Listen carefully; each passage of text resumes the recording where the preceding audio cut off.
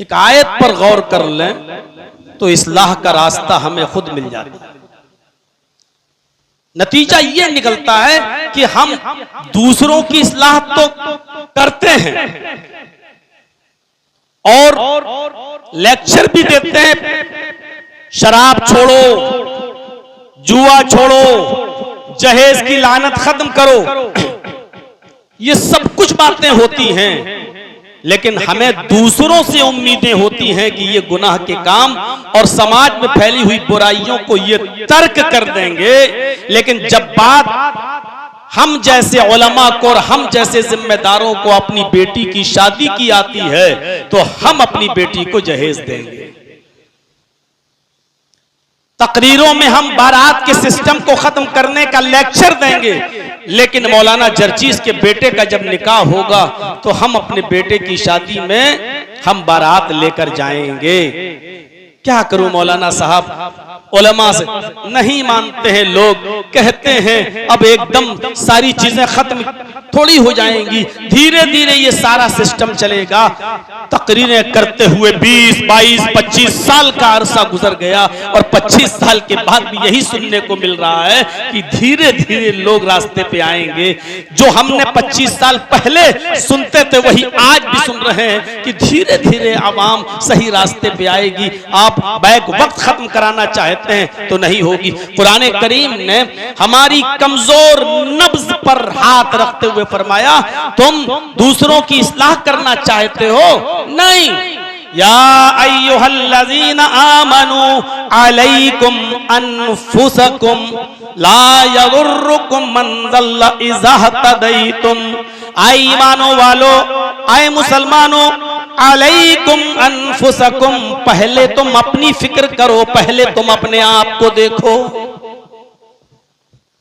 हर जलसे में समाज की बुराइयों का तस्करा तो होता है, लेकिन जब हमसे कहा जाए कि इस बुराई के सिलसिले को आप खत्म करिए तो हम करने के लिए तैयार नहीं होते हैं। कुरान करीम ने कहा हर इंसान अपनी फिक्र खुद करने लगे, हर इंसान अपनी इस्लाह खुद करने लगे और अपनी फिक्र करने लगे तो समाज और मुआशरे में फैली हुई सारी बुराइयां खत्म हो जाएं। जुमे के खुतबे में कुछ लोग बोलने लगे, ये बोले वो बोले, जबकि हदीस है कि अगर कोई शख्स बोल रहा है तो उसको भी कुछ मत बोलो, बोल रहा है तो उसको ये भी मत कहो कि खामोश हो जाओ, नहीं, क्योंकि वो तो बोल ही रहा है और आप उससे कहो कि खामोश हो जाओ तो अब दो लोगों की आवाजें, आपकी आवाज सुनकर तीसरा कहेगा मौलाना साहब आप भी खामोश हो जाइए, चौथा उधर, तो और ज्यादा हंगामा होगा। जब हर आदमी खामोशी अख्तियार कर लेगा, हम खुद चुप हो जाएंगे, हम खुद खामोश हो जाएंगे तो अपने आप खामोशी तारी हो जाएगी। इसलिए कहा या अय्युहल्लज़ीना आमनू अलैकुम अनफुसकुम, आई ईमानो वालों पहले तुम अपनी फिक्र करो। हर इंसान अपनी फिक्र कर ले। हजरत हुज़ैफा रज़ी अल्लाह ताला अन्हु को अल्लाह के नबी जनाब मोहम्मद रसूलुल्लाह सल्लल्लाहु अलैहि वसल्लम ने मदीना में बुलाया और अपने करीब करने के बाद फरमाया, आए हुज़ैफा मैं तुम्हें एक लिस्ट दे रहा हूँ, इस लिस्ट के अंदर मदीने में जितने मुनाफिक हैं उनके नाम हैं। इस लिस्ट में मैंने मदीने के मुनाफिकों का नाम दर्ज किया है, लेकिन मैं तुम्हें राज़दार समझता हूं और राज़दार बना रहा हूं। आए हुज़ैफा इस राज को राज ही रहने देना, देखो मैंने तुम्हारे ऊपर भरोसा किया है, मैंने तुम्हें राज़दार बनाया है। आए हुज़ैफा ये राज किसी को मालूम नहीं होना चाहिए कि इस लिस्ट में किन लोगों के नाम हैं। पता नहीं अल्लाह ताला उनको कब हिदायत दे दे और वो तौबा कर लें और अल्लाह उनकी मग़फ़िरत फरमा दे, लेकिन इस लिस्ट में जो नाम है वो सिर्फ तुम्हें मालूम होना चाहिए, किसी को भी पता नहीं चलना चाहिए कि इस लिस्ट में मदीने के किन मुनाफिकों के नाम हैं। हजरत हुज़ैफा ने उस लिस्ट को अपने पास रखा, नामों को पढ़ा और अपनी पूरी जिंदगी उस लिस्ट को देखने के बाद किसी को बताया नहीं कि इस लिस्ट में कितने लोगों के नाम हैं, कौन मुनाफिक है। लोग आते थे पूछते थे, कहे हुज़ैफा क्या लिस्ट है, उस लिस्ट में किन लोगों के नाम हैं? हुज़ैफा कह दिया करते थे सॉरी, जो राज़दार अल्लाह के नबी ने मुझे बनाया और मेरे ऊपर इतना भरोसा किया, मैं अपनी जिंदगी में नबी अकरम के इस राज को फाश नहीं कर सकता। अब लोगों को तजस्सुस हो गया, शौक हुआ कि हम कैसे पता लगाएं कि कौन मुनाफिक है कौन नहीं। और हजरत हुज़ैफा तो बेचारे बताते ही नहीं, और ये नबी का राज क्यों बताने लगे? नबी ने सख्ती के साथ मना किया है बताने के लिए। तो देखते थे मदीने के लोग, किसी का इंतकाल जब हो जाता था मदीने में, तो लोगों की नजर उस इंतकाल शुदा आदमी पर नहीं होती थी, उस मरने वाले पर नहीं होती थी, जो इंतकाल कर गया उस पर नहीं होती थी। उसके जनाजे में वो लोग ये देखा करते थे कि हजरत हुज़ैफा आए हैं या नहीं आए हैं। अगर हजरत हुज़ैफा आए हैं तो समझा जाता था कि मरने वाले का जनाजा मोमिन का जनाजा है, और अगर मरने वाले के जनाजे में हजरत हुज़ैफा शामिल नहीं हुए तो समझा जाता था कि मरने वाला मुनाफिक है। ये लोग अपने दिमाग से सोचने लगे कि हुज़ैफा इसलिए नहीं आए कि मरने वाले का नाम लिस्ट में पड़ा होगा, और इस मुनाफिक का इंतकाल हुआ इसलिए नहीं आए। मेरे प्यारे साथियों, लोग इंतकाल के मौके पर देखने लगे कि हुज़ैफा शरीक हो रहे हैं या नहीं हो रहे हैं। अगर होते थे तो समझा जाता था कि मरने वाला मोमिन, और नहीं होते थे तो समझा जाता था कि मरने वाला मुनाफिक। ऐसे ही मुहम्मदुर रसूलुल्लाह इस दुनिया से चल बसे, अल्लाह को प्यारे हो गए। कुछ अरसे के बाद हजरत उमर फारूक रज़ी अल्लाह ताला अन्हु ने हजरत हुज़ैफा की दावत की कि आओ आज तुम्हारी दावत है मेरे यहाँ। अपने घर ले गए, खाना खिलाया, पानी पिलाया, अच्छी ज़ियाफ़त की हजरत हुज़ैफा की। और जब फारिग हो गए तो फरमाया, हुज़ैफा मुझे सिर्फ थोड़ा सा काम है तुमसे। कहा क्या काम है? मैं कैसे कहूं? नहीं आप कह सकते हैं। अरे आपकी शान तो बड़ी निराली है। अरे नबी अकरम ने आपके बारे में कहा था कि लौ काना बादी नबियुल काना उमर, मेरे बाद कोई नबी होते तो उमर। और आप हमसे कह रहे हैं कि कहां से बात शुरू करूं? अरे बताइए क्या बात है? फरमाया, अय हुज़ैफा, अपने घर दावत करने का मकसद और तमाम लोगों को छोड़कर सिर्फ तुम्हें बुलाने का मकसद सिर्फ इतना है। मुझे दूसरों से कोई सरोकार नहीं है। बस मुझे इतना बता दो कि जो लिस्ट मुहम्मदुर रसूलुल्लाह सल्लल्लाहु अलैहि वसल्लम ने मुनाफिकों की तुम्हें दी है और बताया है, इतना बता दो कि उस लिस्ट में उमर का नाम है या नहीं, मेरा नाम है या नहीं। अगर है तो मैं तौबा कर लो, इस्तिग़फ़ार कर लो, मग़फ़िरत कर लो। उस लिस्ट में मेरा नाम है या नहीं? अगर है तो बता दो ताकि मैं अल्लाह के खौफ से डरकर आज ही से इस्तिग़फ़ार में लग जाऊं, रब से मग़फ़िरत की दुआ में लग जाऊं। नहीं है तो कोई बात नहीं। हज़रत हुज़ैफा ने सख्ती से कहा, उमर, जो राज जनाबे मुहम्मदुर रसूलुल्लाह ने मुझे बताया है और मुझ पर भरोसा जताया है, उस राज को मैं आपको भी नहीं बता सकता। सॉरी, मैं अपनी जिंदगी में ये काम नहीं कर सकता। मैं नहीं बता सकता कि उस लिस्ट में आपका भी नाम है या नहीं है। पूरे वाक़े को पेश करने का सिर्फ मकसद यह है कि हजरत उमर अकेले में लाए। कह रहे हैं मदीने में कितने मुनाफिक हैं, मुझे उनसे मतलब नहीं है, मुझे किसी से कोई सरोकार नहीं है, कोई है या नहीं, लेकिन मुझे सिर्फ अपने से मतलब है। इतना बता दो कि मदीने के उस मुनाफिकों की लिस्ट में मेरा नाम है या नहीं है। अपनी फिक्र थी हजरत उमर फारूक रज़ी अल्लाह ताला अन्हु को। इसी तरीके से हर शख्स, हर इंसान, हर मुसलमान अपनी फिक्र खुद कर ले, अपने समाज में इस्लाह हो जाएगी। मुआशरे के अंदर आप देख लीजिएगा नेकियों की गंगा बहने लगेगी और बुराइयां अपने मुआशरे से खुद ब खुद खत्म होती चली जाएंगी। तो मेरे प्यारे साथियों, जरा गौर कीजिए, हजरत उमर फारूक ने बता दिया मुझे अपनी फिक्र है, हम पहले अपने आप की इस्लाह कर लें। बताओ अगर नाम है तो मैं आज ही से तौबा करूं, इस्तिग़फ़ार करूं, और मैं किसी को नहीं बताऊंगा कि हजरत हुज़ैफा ने मुझे बता दिया है। मैं किसी को नहीं बताऊंगा। लेकिन जिस पर नबी की नजर इंतखाब पड़ी हो कि यह शख्स राजदारी को राजदारी में रहने देगा, किसी को नहीं बताएगा, वो राजदार हजरत उमर से भी कह रहा है सॉरी मैं आपको भी नहीं बता सकता, मैं नबी अकरम के तवक्कुल और भरोसे को नहीं तोड़ सकता। इसके बाद पढ़िए कुरान की आयत, या अय्युहल्लज़ीना आमनू अलैकुम अनफुसकुम, ईमानो वालो अपने आप को देखो, पहले अपनी फिक्र करो। कौन कर रहा है?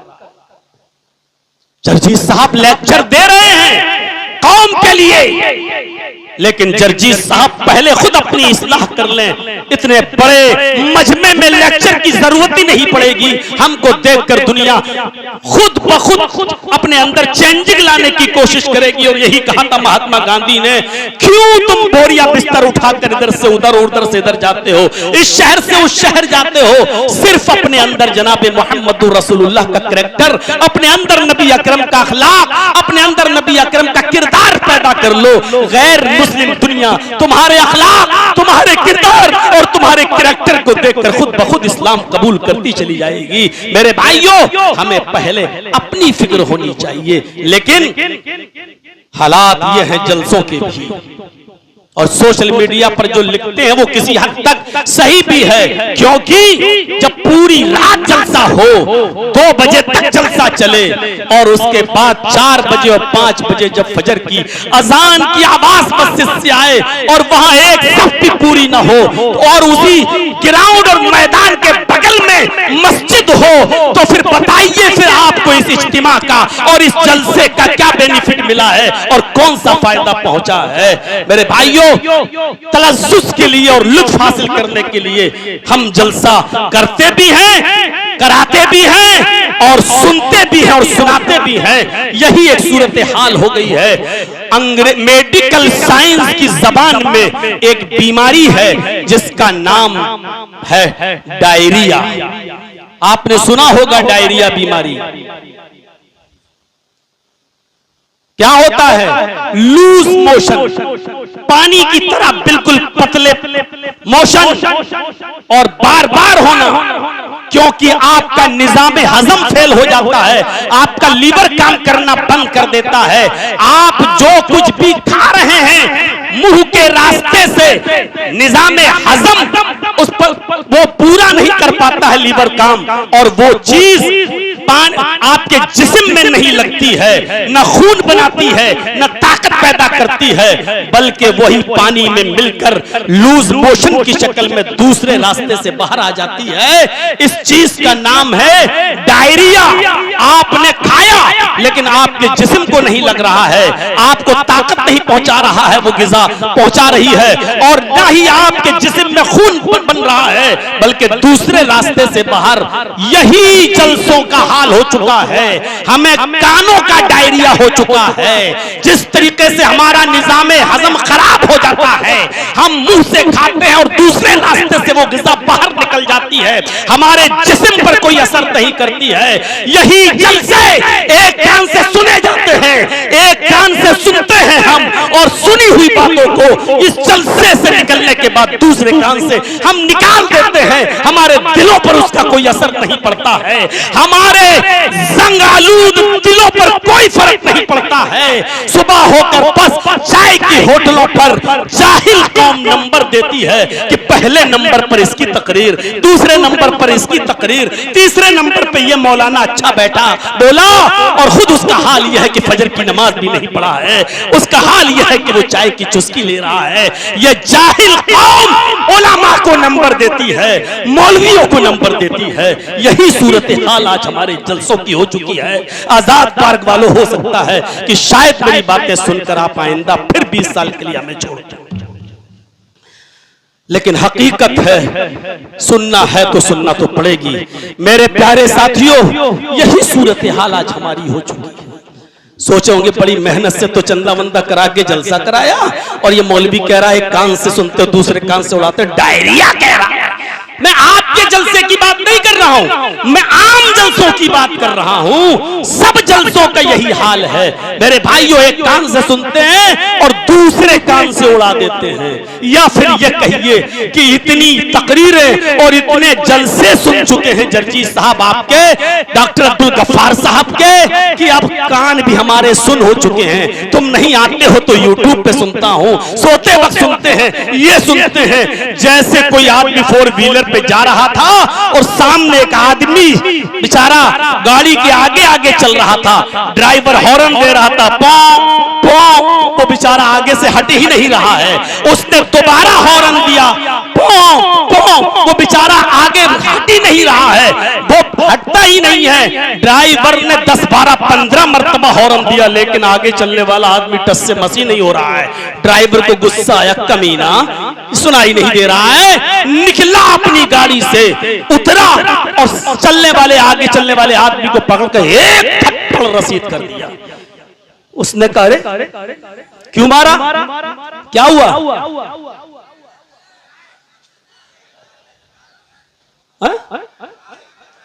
अरे उसको मत कुछ कहिएगा,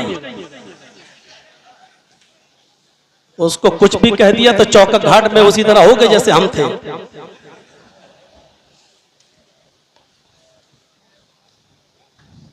तो मेरे भाइयों निकला और उसने एक थप्पड़ रसीद कर दिया। उसने कहा भैया मुझे क्यों मारा? कहा मैं कब से हॉर्न दे रहा हूं, पौ पौ कर रहा हूं, है? और तू हटता ही नहीं है सामने से। तो उस आदमी ने जवाब दिया, अरे भाई तुम इतनी जोर जोर से पौ पौ कर रहे थे कि तुम्हारी पौपों की आवाज से मेरे कान ही सुन हो गए, हमें सुनाई नहीं दे रहा था कि हॉर्न बज रहा कि नहीं, हमारे कान ही सुन हो गए। बस यही हाल आज हमारा भी है। इतने जलसे हम करा चुके, इतनी मौलवियों की तकरीरें सुन चुके कि अब हमारे कान भी पक चुके हैं। अब हम या तो समझते नहीं हैं या सुन लिया तो एक कान से और दूसरे कान से हमने उसको उड़ा दिया। मेरे भाइयों अगर फितरत में जिंदगी मौजूद हो तो इस्लाह के लिए एक जुमला काफी होता है, पूरी रात की तकरीरें और जलसे की जरूरत नहीं है। एक रिक्शा चलाने वाला रिक्शा चलाता था, गरीब था, सुबह से शाम तक रिक्शा चलाया, शाम को घर पहुंचा, बीवी भूख लगी है, मेहनत करता हूं, रिक्शा चलाता हूं, खाना ला, और बीवी ने उसके सामने अरहर की दाल रख दी, बिला बिगाड़ी हुई, न घी न छौंका लगा है, कुछ बिला भिकारी हुई दाल उसको दे दी सामने। उसको गुस्सा आया और लगा टनटनाने अपनी बीवी के ऊपर। मैं दिन भर मेहनत करता हूँ, मजदूरी करता हूँ, रिक्शा चलाता हूँ, पसीना बहाता हूँ, और खाने के लिए मुझे तुम अरहर की दाल खिला रही हो, वो भी बगैर छौंके की, बगैर फ्राई किए हुए, बगैर बिना भगारी हुई दाल तो मुझे दे रही हो, नहीं खाऊंगा, हटाओ यहां से, दाल खाने के लिए मैं पैदा हुआ। बीवी समझदार थी, नेक थी, उसने हम ही जैसे मौलवियों की तकरीरें सुन रखी थी। उसने कहा मेरे प्यारे शौहर गुस्सा होने की जरूरत नहीं है, अल्लाह का रिस्क है, इसको धुतकारने की जरूरत नहीं है। उस अल्लाह का शुक्र अदा करो जो तुम्हें खाने के लिए दाल भी मिल रही है और रोजाना तुम्हें वक्त पर मिल जाती है, किसी दिन नागा नहीं होता। क्या तुमने जनाब मोहम्मदुर रसूलुल्लाह की जिंदगी के हालात नहीं सुने? उनकी बीवी हजरत आयशा फरमाती हैं, बुखारी की रिवायत है कि मेरा निकाह जब नबी अकरम से हुआ और जब रुखसती हुई तो मेरी उम्र थी 9 साल, और जब मैं 18 साल की हुई तो मेरे शौहर का इंतकाल हो गया। 9 साल से लेकर 18 साल तक मोहम्मद रसूलुल्लाह के साथ रही, यानी 9 से लेकर 18 तक 9-10 साल में जनाब मोहम्मद रसूलुल्लाह के साथ रही। लेकिन नबी अकरम हजरत आयशा फरमाती हैं, माशा रसूलुल्लाह सल्लल्लाहु अलैहि वसल्लम तामन कत्तु, कि मैंने इस 9-10 साल की जिंदगी में अपने शौहर की मैंने देखा कि मोहम्मद रसूलुल्लाह ने, मेरे शौहर ने कभी पेट भर कर खाना नहीं खाया। बुखारी की रिवायत, माशा रसूलुल्लाह सल्लल्लाहु अलैहि वसल्लम तामन दूं। मैंने अपनी पूरी जिंदगी में जब तक नबी के साथ रही, मैंने अपने शौहर को पेट भर के खाना नहीं खाया। अरे 2-2 और 3-3 महीने तक नबी अकरम के घर में चूल्हा नहीं जला करता था। अल्लाह का शुक्र अदा करो, तुम्हें तो अरहर की दाल भी मिल जाती है, वो भी वक्त पर। शौहर भी ना शुक्रा नहीं था, थोड़ा सा तंग आ गया था, मेहनत मैं करूं और मिले अरहर की दाल। लेकिन जब उसने अपनी बीवी से ये बात सुनी तो बहुत शर्मिंदा हुआ, उठा और अपनी बीवी की पेशानी का बोसा देकर कहता है, अल्लाह तुम्हें जज़ाए खैर दे, जिस तरीके से तुमने मेरी रहनुमाई फरमाई, नबी की सीरत और नमूना पेश करने के बाद मैं फौरन खाता हूं और अल्लाह का शुक्र अदा करता हूं कि हमारे नबी के घर में तो चूल्हा भी नहीं जलता था 2-2, 3-3 महीने, लेकिन अल्लाह मुझे कम से कम अरहर की दाल तो दे रहा है। इस रिक्शा चलाने वाले के सामने मौलवी जर्जीस ने 1.5-2 घंटे का लेक्चर नहीं दिया था, किसी मौलवी का बहुत लंबा चौड़ा खुतबा उसने नहीं सुना था। उसने अपनी बीवी से बस एक जुमला सुना और उसी वक्त वो शर्मिंदा हो गया और नादिम हो गया। यही सबसे बड़ी इंसानियत है। गुनाह तो होगा इंसान से, और जो गुनाह न करे फिर वो इंसान कहां रह गया। मेरे भाइयों, गुनाह न करने वाली मखलूक तो फरिश्ते हैं, फरिश्तों को अल्लाह ने गुनाह करने की सलाहियत दी ही नहीं है, लेकिन इंसान हो तो गलती तो होगी। आएंगे वाकयात, अभी चलूंगा उस तरफ मैं मेरे भाइयों। लेकिन इंसान हो तो खताएं और गलती तो होंगी। लेकिन मेरे भाइयों जरा गौर करो, मैं कहना क्या चाह रहा था कि उसके सामने सिर्फ एक नसीहत की गई और उसके अंदर सुधार पैदा हो गया। तो जरूरी नहीं कि सुधार के लिए लंबे लंबे इज्तिमात हो, इजलास हो, तकरीरें हो। अगर फितरत में जिंदगी बाकी है तो एक जुमला ही इंसान की इस्लाह के लिए काफी होता है, और वो घर के अफराद भी समझा सकते हैं। आपकी बीवी भी आपको नसीहत कर सकती है और शौहर भी अपनी बीवी को समझा सकता है। साहब आ गए, हमारे पड़ोस में रहने वाली उस औरत को देखो, ईद के दिन अलग कपड़ा पहनती है, ईद के दूसरे दिन दूसरा सूट पहनती है, तीसरे दिन तीसरा सूट पहनती है, चौथे दिन चौथा। 8 दिन मनाई जाती है ईद। पता नहीं, मऊ में जब मैं जाया करता था तो सुना है कि यहाँ 8 दिन तक काम नहीं होते और 8-8 दिन तक ईद मनती है। मेरे भाइयों, आपके यहाँ कितने दिन मनती है मुझे नहीं मालूम, लेकिन बीवी अगर ये कह रही है तो उसको कल वाला वाक़या सुनाओ। और शौहर भी बड़े प्यार से अपनी बीवी को बता सकता है कि हजरत आयशा फरमाती है कि मेरे पास कहीं से एक छींट का कपड़ा आ गया, मैंने उस तोहफे में आया, मैंने उसको संभाल कर रख लिया। लेकिन हालात ये थे कि जब कोई बाप अपनी बेटी की शादी करता था या कोई भाई अपनी बहन की शादी करता था तो हजरत आयशा फरमाती है कि वो बाप या भाई मेरे घर आता था और हमसे वो छींट का कपड़ा उधार लेकर जाया करता था कि आए अम्मा आयशा मुझे ये कपड़ा दे दो, मैं अपनी बहन को विदा करूंगा, मैं अपनी बेटी की रुखसती करूंगा और दूसरे दिन ये कपड़ा मैं वापस कर दूंगा। दुल्हन बनाने के लिए हजरत आयशा फरमाती हैं कि मेरे घर से वो कपड़ा ले जाया करते थे और अपनी बेटी बहन की रुखसती के बाद वो छींट का कपड़ा मुझे दे जाया करते थे।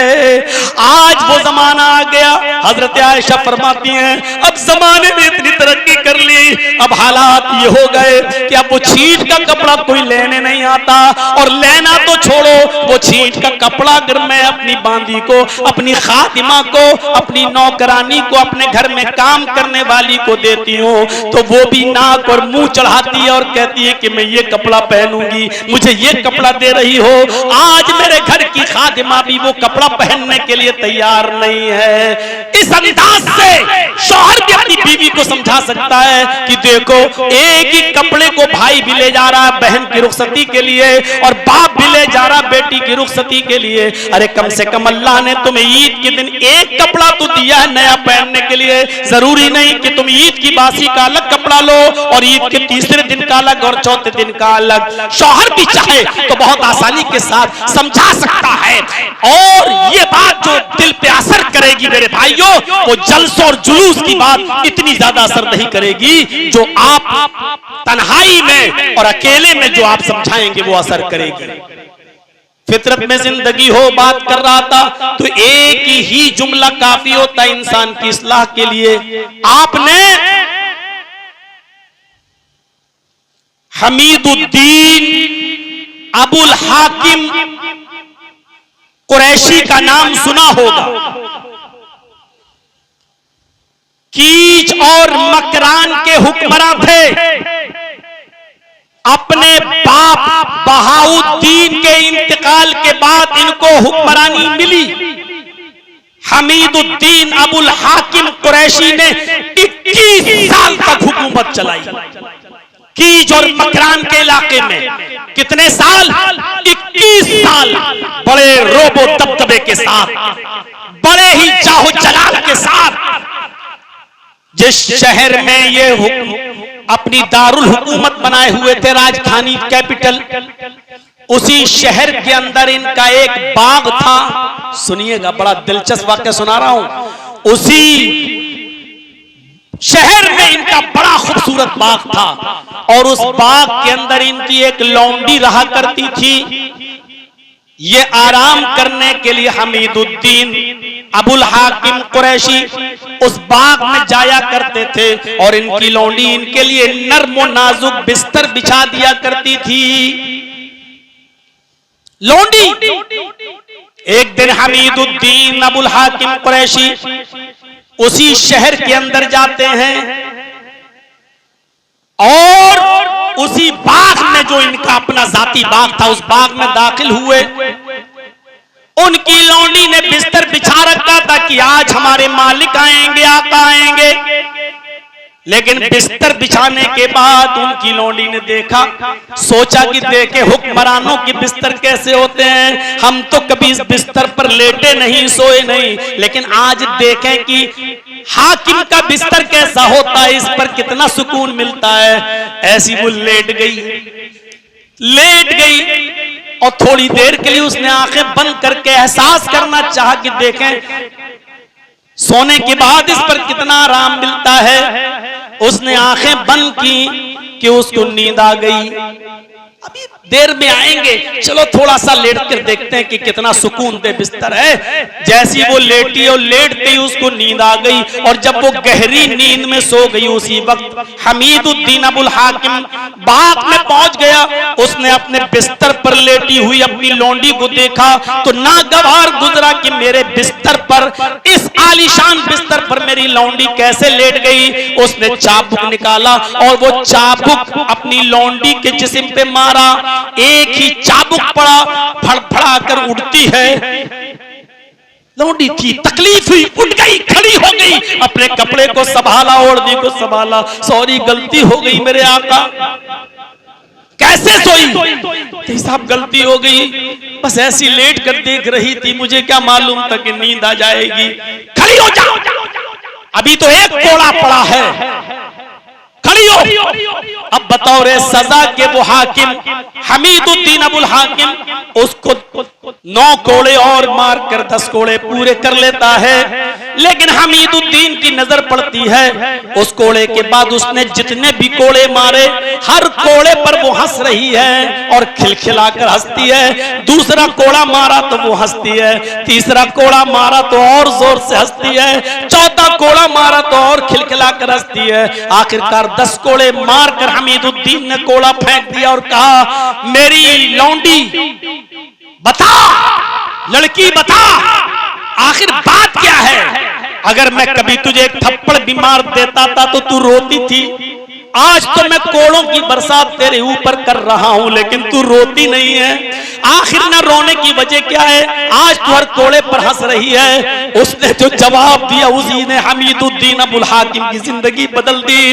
वो लौंडी हंसते हुए चीख कर कहती है, मेरे आका, आज मैं सिर्फ इस बात पर हंस रही हूँ, ये देख कर हंस रही हूँ, ये सोच कर मैं हंस रही हूँ कि एक हाकिम के इस आरामदेह बिस्तर पर थोड़ी देर के लिए एक मामूली लड़की सो गई, एक लौंडी सो गई, तो तेरी अदालत में उसकी ये पूरी पूरी ताकत से तू उसके ऊपर कोड़े कोड़े बरसा रहा है, कोड़े मार रहा है। जब थोड़ी देर इस आरामदेह बिस्तर पर लेटने की सजा तेरी अदालत में ये है मेरी, तो मैं ये सोचती हूँ कि अल्लाह की अदालत में उस आदमी की क्या सजा होगी जो पूरी जिंदगी इस आराम से बिस्तर पर सोता है, आराम से सो रहा है। उस शख्स की यानी तेरी सजा उस अल्लाह की अदालत में क्या होगी जब थोड़ी देर के लिए, चंद लम्हों के लिए तेरे बिस्तर पर लेटने के बाद जब तेरी अदालत में इतने से आराम करने की सजा ये है, तो तेरी तो पूरी जिंदगी ऐशो आराम में गुजर गई, तो अल्लाह की अदालत में तेरी सजा क्या होगी। हमीदुद्दीन अबुल हाकिम ने छोड़ा, कोड़ा फेंका, अपनी लौंडी को आजाद किया और वहीं से सल्तनत को ठुकराया, हुकूमत को लात मारी और उलमा की सोहबत में बैठ गया। दावत और तबलीग करते करते एक अच्छा दाई और मुबल्लिग बन गया। फिर उसने सल्तनत और हुकूमत की तरफ पलटकर नहीं देखा। हमीदुद्दीन अबुल हाकिम ने जुमे के आधे घंटे का खुतबा नहीं सुना था। हमीदुद्दीन अबुल हाकिम ने मौलवी जर्जीस की तरह किसी मौलवी की 1.5-2 घंटे की तकरीर नहीं सुनी थी। मेरे भाइयों जरा तसव्वुर कीजिए, आप गौर कीजिए, आप क्या जिंदगी थी। चल दिया वहीं से, अपनी इस्लाह करने लगा और फिर इतनी इस्लाह की कि सल्तनत को ठुकरा कर लात मार के गया और दावत व तबलीग करते करते एक अच्छा दाई और मुबल्लिग बन गया। गुमनामी की जिंदगी गुजारी। मेरे भाइयों, हुकूमत को लात मार दी। अगर फितरत में जिंदगी बाकी हो तो नसीहत के लिए एक जुमला काफी होता है। ईमानदारी के साथ बताओ, आजाद पार्क में बनारस के चप्पे चप्पे से आए होंगे लोग, कोने कोने से आए होंगे लोग। जब नसीहत के लिए और अपनी जिंदगी को बदलने के लिए एक जुमला काफी है, एक जुमला काफी है, तो हमारी तो पूरी जिंदगी जलसे सुन सुन के हो गई है। हमारी तो पूरी जिंदगी इज्तिमात करते करते और आपकी सुनते सुनते गुजर गई है। फिर हमारी जिंदगियों में इनकलाब क्यों नहीं आता है? हमारी इस्लाह क्यों नहीं होती है? हम अपने आप को क्यों नहीं देखते हैं? बिल्कुल उस पुख्ता और चटियल जमीन की तरह हम हो चुके हैं। पानी गिरा और बह गया, न उस पथरीली जमीन ने पानी को जज्ब किया और न ही किसी दूसरे को फायदा पहुंचाया। मेरे भाइयों, फितरत में जिसकी जिंदगी होती है वो सख्त जमीन की तरह नहीं होता, बल्कि नर्म जमीन की तरह होता है। जैसे किसी मुर्दा और नर्म जमीन पर आसमान की बारिश के कतरे गिरते हैं, वो पानी को जज्ब कर लेती है, खुद फायदा उठाती है वो जमीन, और फिर उससे सरसब्ज और शादाब खेतियां पैदा होती हैं, हरी भरी हरियालियां पैदा होती हैं, हरी भरी सब्जियां पैदा होती हैं, फिर वो दूसरे भी उससे फायदा उठाते हैं। फितरत, जिस इंसान की फितरत में जिंदगी बाकी है तो उसके अंदर ये नरमी भी होगी, वो वाजो जल से सुनेगा, खुद भी फायदा उठाएगा और उसको महफूज करके दूसरों तक भी अपनी बात पहुंचाएगा और दूसरों की भी इस्लाह की फिक्र होगी। लेकिन जिस तरीके से वो मुर्दा जमीन, नर्म जमीन पहले खुद पानी को जज्ब करके अपने आप को फायदा पहुंचाती है, उसके बाद फिर हरियाली पैदा करती है, इसी तरीके से पहले हमें अपनी इस्लाह की फिक्र खुद होनी चाहिए और उसके बाद में हमें दूसरों की फिक्र होनी चाहिए। आ रहा हूं मैं, थोड़ा बहुत और लगेगा सीमा बांधने में और वहां तक पहुंचने में, तूबू इलल्लाहि तौबतन नसूहा पर आऊंगा भी उस तरफ मेरे भाइयों। लेकिन उससे पहले ये बता दूं, इसीलिए हदीसें पढ़िए तो अल्लाह के नबी जनाब मोहम्मद रसूलुल्लाह सल्लल्लाहु अलैहि वसल्लम ने किसी छोटी सी छोटी नेकी को हकीर समझने की इजाजत नहीं दी और ये नहीं कहा कि तुम किसी भी छोटी से छोटी नेकी को हकीर समझो। ये छोटी छोटी नेकियां भी तुम करोगे तो एक दिन पहाड़ बन जाएंगी। किसी भी छोटी नेकी को हकीर मत समझो। इसमें क्या होगा? साइकिल से, मोटरसाइकिल से गुजर रहे हो, रास्ते में केले का छिलका पड़ा है, यार हम तो मोटर हकीर मत समझो। बाइक रोक दो, 4 व्हीलर रोक दो, रास्ते में पड़ा है छिलका, उठाओ। ऐसा न हो कि तुमने देखने के बाद भी आप फरामोश कर गए, आगे गुजर गए, पीछे कोई बूढ़ा आदमी, अंधा आदमी आदमी उस केले के छिलके पर पैर रख के फिसल जाए, दांत टूट जाए, घुटने पे चोट लग जाए, हड्डी फिसल जाए कि बुढ़ापे में फिर हड्डियां जल्दी जुड़ती भी नहीं है, किसी भी नेकी को हकीर मत समझो। हजरत आयशा फरमाती है कि अल्लाह के नबी ने फरमाया कि आए ख्वातीन की जमात, आए औरतों की जमात, अपने पड़ोस में रहने वाली पड़ोसन को कोई छोटी से छोटी और हकीर से हकीर चीज देने में हिचकिचाओ मत, शर्माओ मत, उसको हकीर मत समझो। तुम्हारे पास जो भी देने के लायक हो वो तुम दे दिया करो, उसको देने में हिचकिचाओ नहीं। यहां तक कि अल्लाह के नबी ने फरमाया अगरचे तुम्हारे पास बकरी का खुर ही क्यों ना हो, खुर, बकरी का पैर भी नहीं, पैर के ऊपर लगा रहता है, फरमाया कि इसको खुर ही क्यों ना हो, हिचकिचाओ नहीं। दो छोटी से छोटी नेकी बताइए आप, उसको भी देने में हिचकिचाओ नहीं, छोटा सा छोटा नेक काम ही क्यों ना हो, कयामत के दिन ये तुम्हारे सामने पेश कर दिया जाएगा। फमन यअमल मिस्काल ज़र्रतिन खैरन यरा वमन यअमल मिस्काल ज़र्रतिन शर्रन यरा। छोटे से छोटा और मामूली और जर्रा सरसों के दाने के बराबर, चींटी के सर के बराबर, मेरे भाइयों फरमाया इतनी सी भी अगर नेकी है तो उसको भी कर डालो, हकीर समझ के छोड़ो नहीं। इसलिए कि जो शख्स जर्रा बराबर भी नेकी करेगा तो उसको भी वो अपने नामे आमाल में देख लेगा, और जिस तरह छोटी से छोटी नेकी नामे आमाल में देखेगा उसी तरीके से छोटा सा छोटा गुनाह भी वो अपने नामे आमाल में देखेगा। कोई चीज बची नहीं होगी, इंसान के सामने पूरा रजिस्टर रख दिया जाएगा। मेरे प्यारे भाइयों गौर कीजिए, हजरत उमर फारूक रज़ियल्लाहु ताला अन्हु एक बूढ़ी औरत की के घर में सुबह सुबह जाया करते थे, अर्ली मॉर्निंग। वो बूढ़ी औरत कमजोर थी, बिस्तर पर लेटी रहती थी, उठने के लायक नहीं थी, और आपके ज़हन में ये बात मैं बिठा दूं, होशगुजार कर दूं कि हजरत उमर ये काम हजरत अबू बकर के दौरे खिलाफत में किया करते थे। हजरत अबू बकर सिद्दीक के दौरे खिलाफत में ये काम किया करते थे। वो जाया करते थे और एक बूढ़ी औरत के घर में जाकर 3 काम कर दिया करते थे। पहला काम, बूढ़ी औरत के घर में कोई रहता नहीं था, जाकर झाड़ू लगा दिया करते थे। उस औरत के कपड़े भी धुलने वाला कोई नहीं था, बूढ़ी औरत के, उसके कपड़े भी हजरत उमर फारूक धुल लिया करते थे।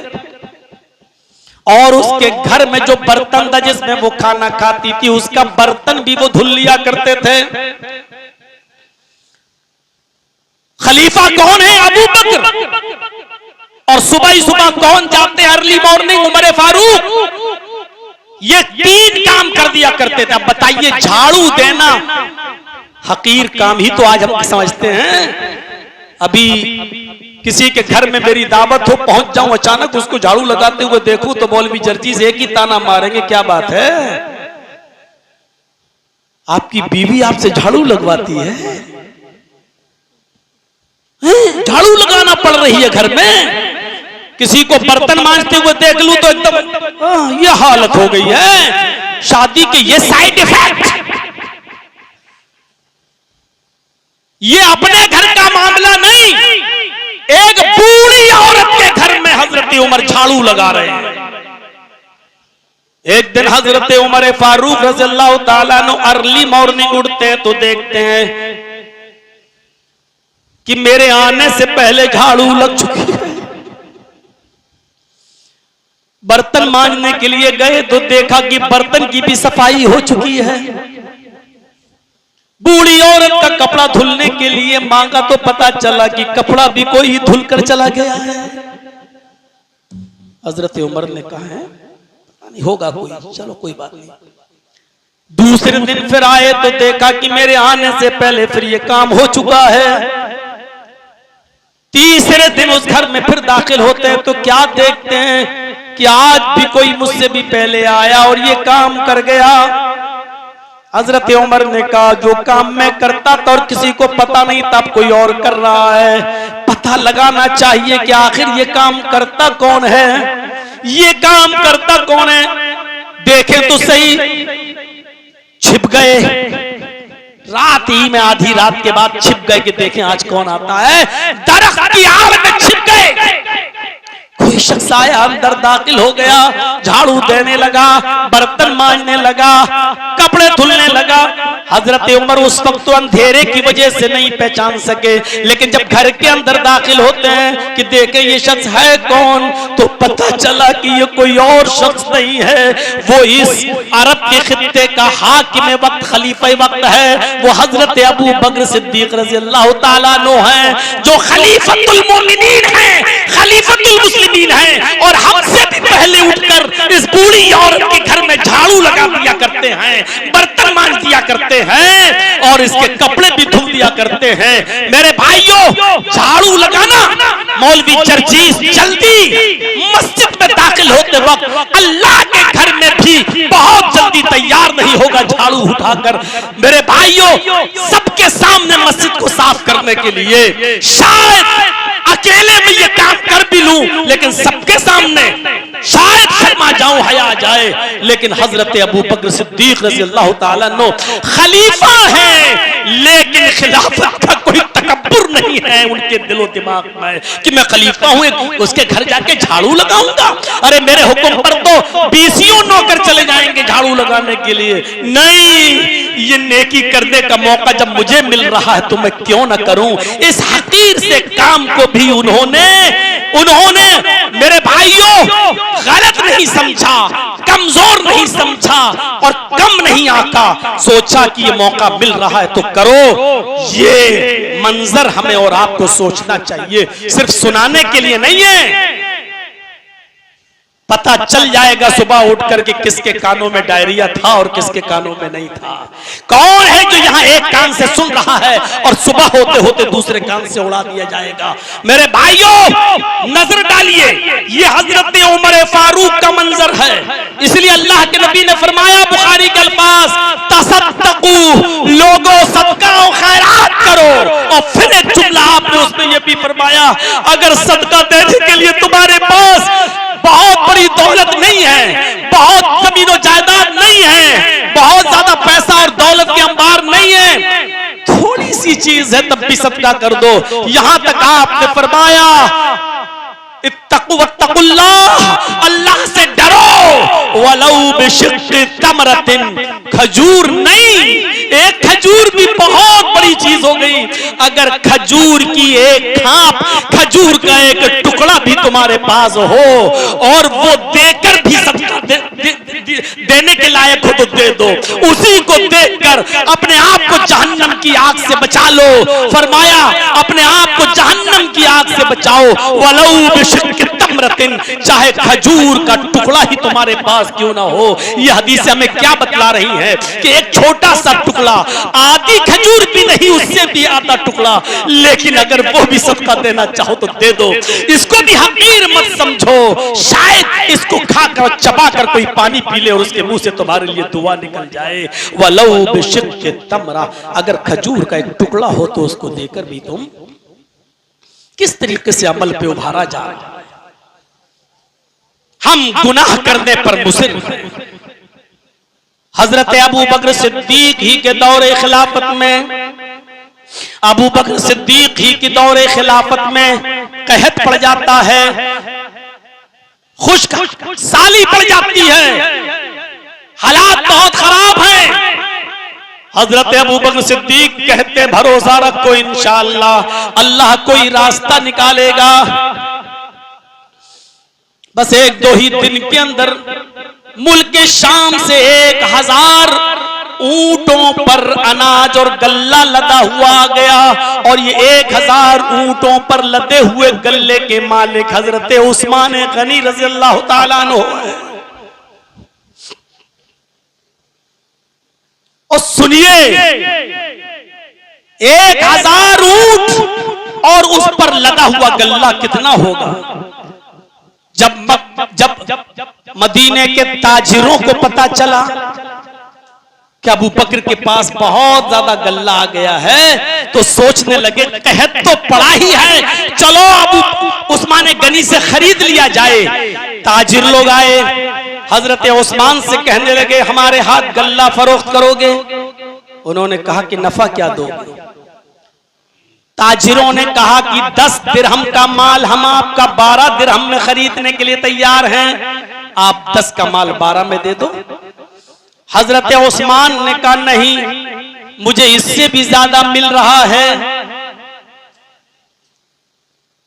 कुछ और ताजिरों ने बोली लगाई और बोली लगाते हुए फरमाया क्या है, उस्मान 14 रुपए में दे दो, 14 दिरहम में, यानी आपका 10 दिरहम में खरीदा हुआ गल्ला हम 14 दिरहम में खरीद लेंगे, फिर बाद में हम उसको बेचेंगे जितने में बेचना होगा, आप 10 का माल 14 में दे दो। हजरत उस्मान मुस्कुराते हुए कहते नहीं, मुझे इससे भी ज्यादा मिल रहा है।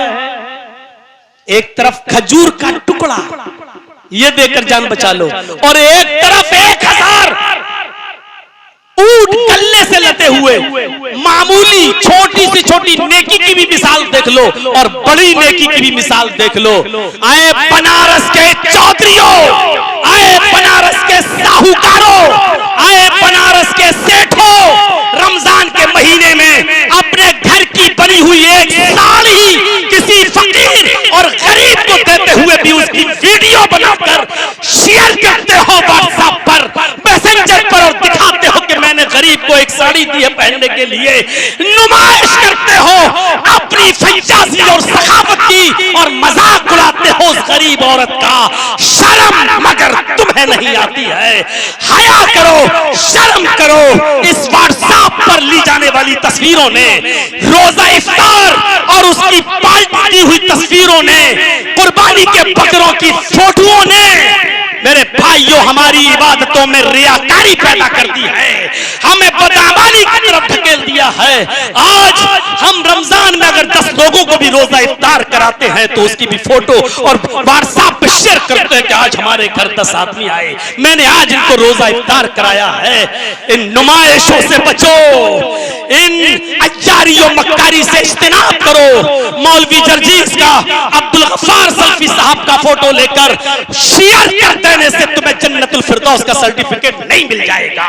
मेरे भाइयों, इन तमाम किस्म की नुमाइशों से इज्तिनाब करिए और हजरत उस्मान गनी की सीरत को उठाइए। एक तरफ कहा वलऊ बिशिक्क तमरा, और वो उठाओ मुस्लिम शरीफ की हदीस, बुखारी की हदीस, जिसमें कहा जातनी साइला, मेरे पास एक मांगने वाली आई। हजरत आयशा फरमाती है कि मेरे पास एक मांगने वाली आई और मेरे पास वमाहा सबियान, उसके साथ 2 छोटे छोटे बच्चे थे, बहुत छोटे छोटे बच्चे। मेरे पास कुछ नहीं था देने के लिए, एक खजूर थी, मैंने उसको उठाया और उस औरत को दे दिया, उस औरत को दे दिया। उस औरत ने खुद नहीं खाया, उस खजूर के 2 टुकड़े किए, बीच से गुठली निकाल कर फेंक दी, एक टुकड़ा इस बच्चे को दे दिया, एक टुकड़ा इस बच्चे को दे दिया और आगे बढ़ चली गई। ये मुस्लिम के अल्फाज हैं, बुखारी के अल्फाज ये हैं कि मेरे पास 3 खजूरें थी, मैंने वो तीनों खजूरें उस औरत को दे दी। उस औरत ने एक खजूर इस बच्चे को दे दी, एक खजूर इस बच्चे को दे दी और एक खजूर खुद खाने के लिए रख ली। उन बच्चों ने अपनी अपनी खजूरें खा ली, लेकिन बच्चों की नजर माँ की खजूर पर पड़ी तो वो दोनों बच्चे माँ की खजूर पर झपट पड़े। माँ को तरस आ गया, उसने खुद नहीं खाया और उस खजूर के भी 2 टुकड़े करके एक इस बच्चे को दे दिया, एक इस बच्चे को दे दिया और आगे बढ़ गई। नबी अकरम जब घर में आए तो हजरत आयशा ने पूरा वाकया बयान कर दिया, ऐसा ऐसा मैंने मंजर देखा। जानते हो अल्लाह के नबी ने क्या फरमाया, वजबत अलैहिल जन्ना। आयशा, जो औरत अपने बच्चों की परवरिश और बर्दाश्त में आजमाई जाती है, ऐसी औरत पर अल्लाह जन्नत वाजिब कर देता है। इस औरत के लिए जन्नत वाजिब। कहने का मकसद यह है कि हजरत आयशा ने एक खजूर भी सदका करने से गुरेज नहीं किया और उस औरत ने भी उस खजूर को 2 टुकड़े करके आधा इसको और आधा इसको दे दिया। हमें समझना चाहिए मेरे प्यारे साथियों, हकीर नहीं समझना चाहिए एक छोटी से छोटी नेकी को भी। हजरत उस्मान गनी की नेकी देखिए कितनी बड़ी है। क्या कहते हैं कि मुझे तुम 10 का माल 14 में लोगे, हमें इससे भी ज्यादा प्रॉफिट मिल रहा है। सारे ताजिरों ने मिलकर कहा आखिरी बोली लगाता हूं। का क्या? का 10 का माल 15 में लेने के लिए तैयार हूं।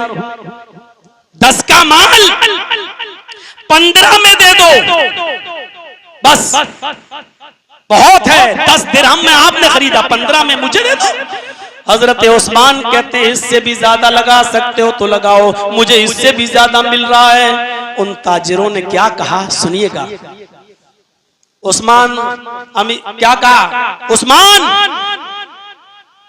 मत बेचिए, हमें मत दीजिए, नहीं ले रहे।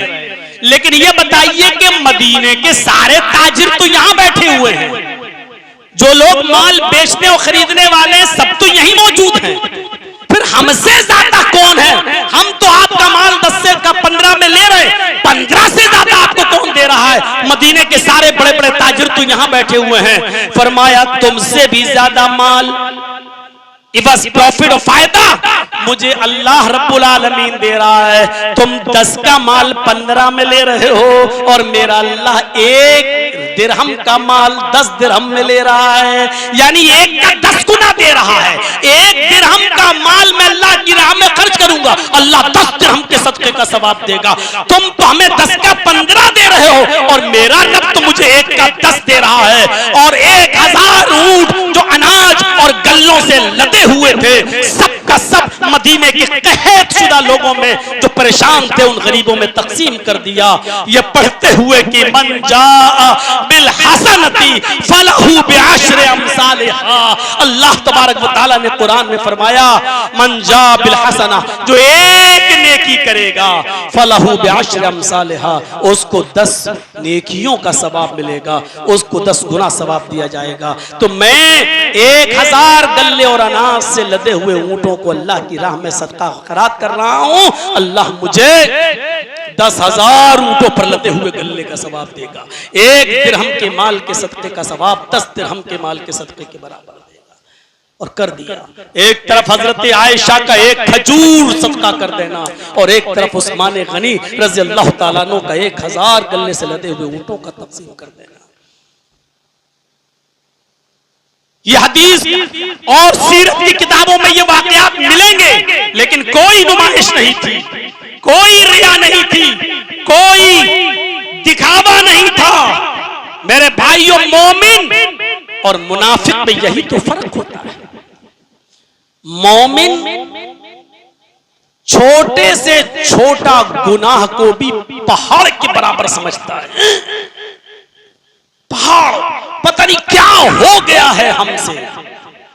और मुनाफिक बड़े से बड़े गुनाह को भी ये समझता है, बड़े से बड़ा गुनाह पहाड़ जैसे गुनाह को भी वो नाक पर बैठी हुई मक्खी तसव्वुर करता है, वैसे किया उड़ा दिया, यानी कुछ है ही नहीं। मोमिन और मुनाफिक की पहचान समझ लीजिएगा। मोमिन छोटे से छोटे गुनाह को भी पहाड़ के बराबर तसव्वुर करता है और मुनाफिक बड़े से बड़े गुनाह को भी नाक पर बैठी हुई मक्खी तसव्वुर करता है। मोमिन मुसीबत को तरजीह देता है और मुनाफिक मासियत को तरजीह देता है। मोमिन मुसीबत को तरजीह देता है, मुसीबत उठाना गवारा कर लेगा, लेकिन मासियत का काम नहीं करेगा। और मुनाफिक मासियत का काम तो कर जाएगा, लेकिन मुसीबत उठाना गवारा नहीं करेगा।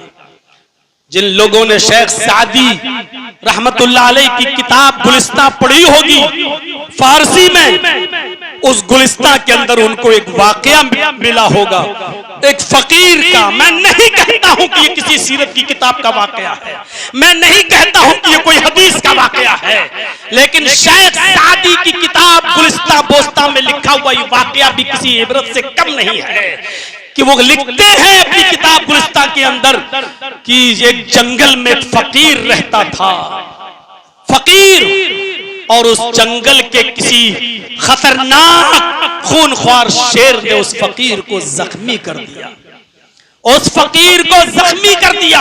फकीर बुरी तरीके से जख्मी हो गया, लेकिन जख्मी होने के बाद भी फकीर के मुंह से एक जुमला निकल रहा है, अल्हम्दुलिल्लाह अल्हम्दुलिल्लाह। लोगों ने फकीर से पूछा, बाबा तुम्हारे मुंह से ये अल्हम्दुलिल्लाह जुमला क्यों निकल रहा है? तुम जख्मी हो, पूरा जिस्म जख्मों से चूर है, खून बह रहा है, और ऐसी परेशानी और मुसीबत में भी तुम अल्हम्दुलिल्लाह अल्हम्दुलिल्लाह कह रहे हो। तो शेख सादी ने फरमाया, अल्हम्दुलिल्लाह मुसीबती गिरफ्तारम, अल्लाह का शुक्र है कि मैं इस मुसीबत में गिरफ्तार हूं। अल्लाह का शुक्र मैं अदा कर रहा हूं कि मैं मुसीबत में गिरफ्तार हूं, न बेमासियती गिरफ्तारम, न कि मैं मासियत में और गुनाह के कामों में गिरफ्तार हूं। यानी इस हाल में भी मैं गुनाह के काम में गिरफ्तार नहीं हूं, मैं मुसीबत में गिरफ्तार हूं।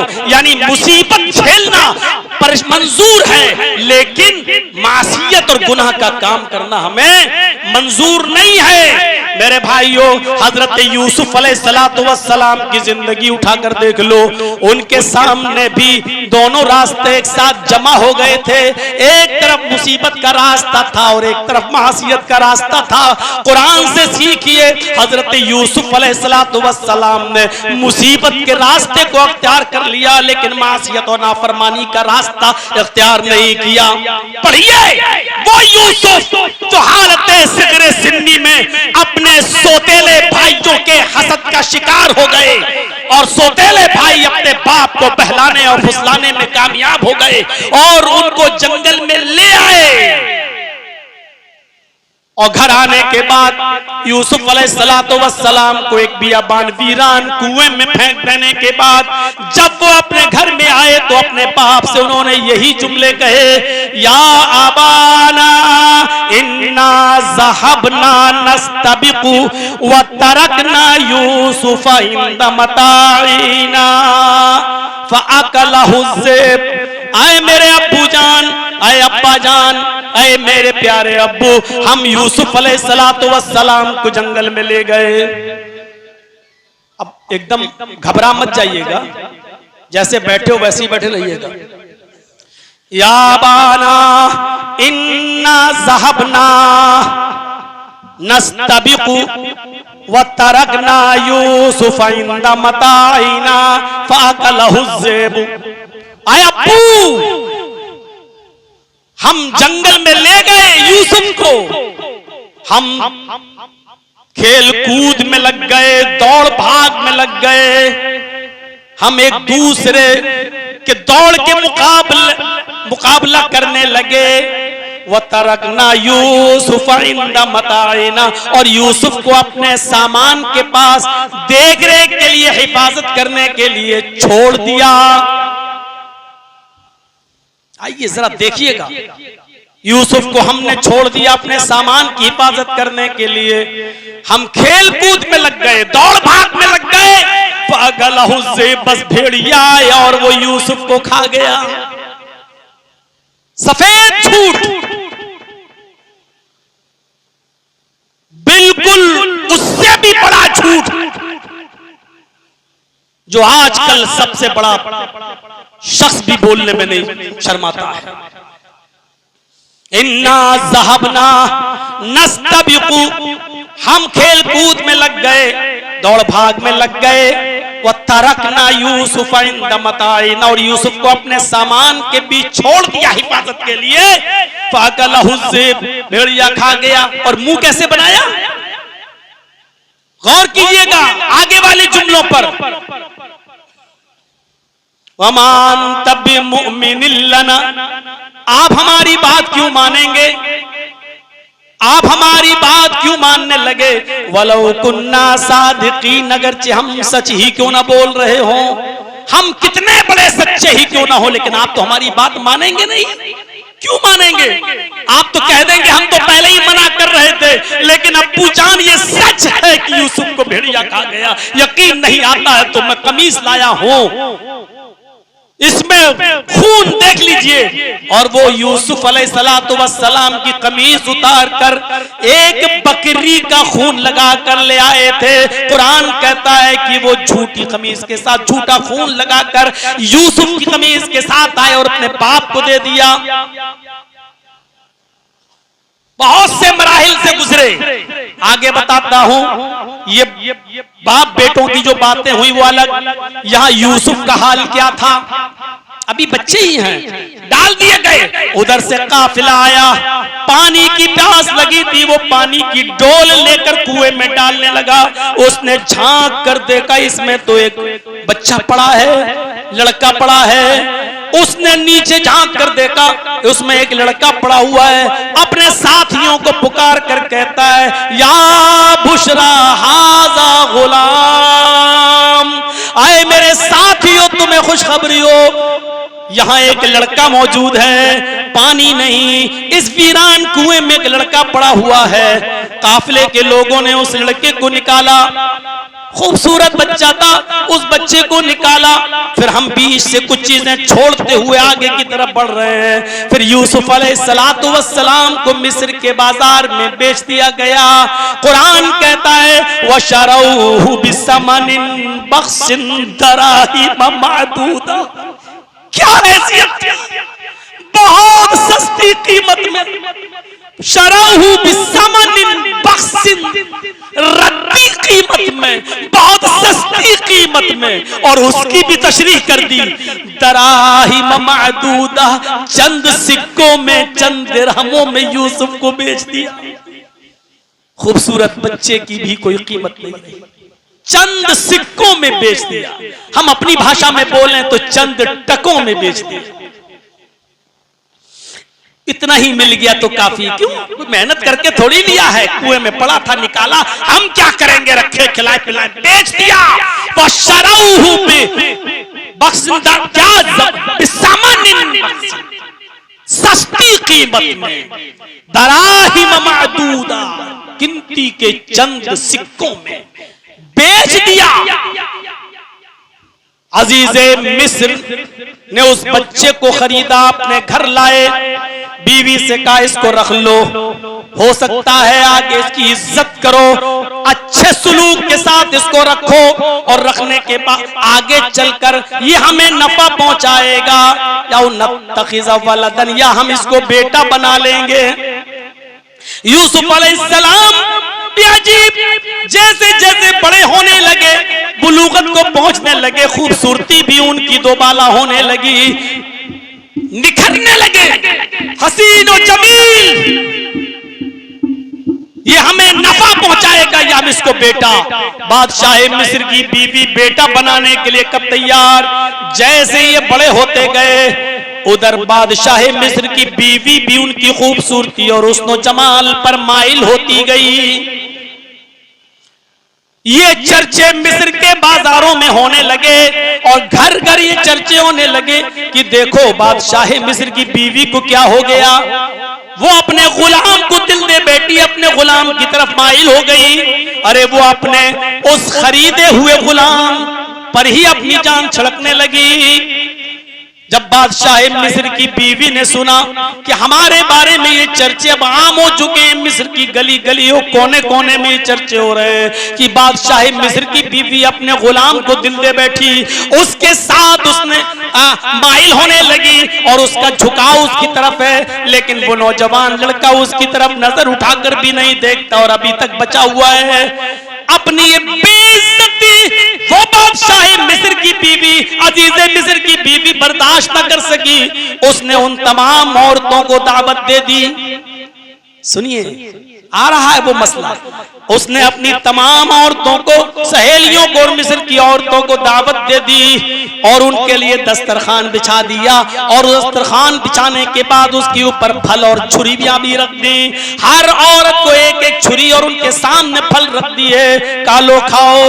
औरतें फलों को काटने लगी, काटा और फिर उसको भी टुकड़े टुकड़े करके खाने लगी।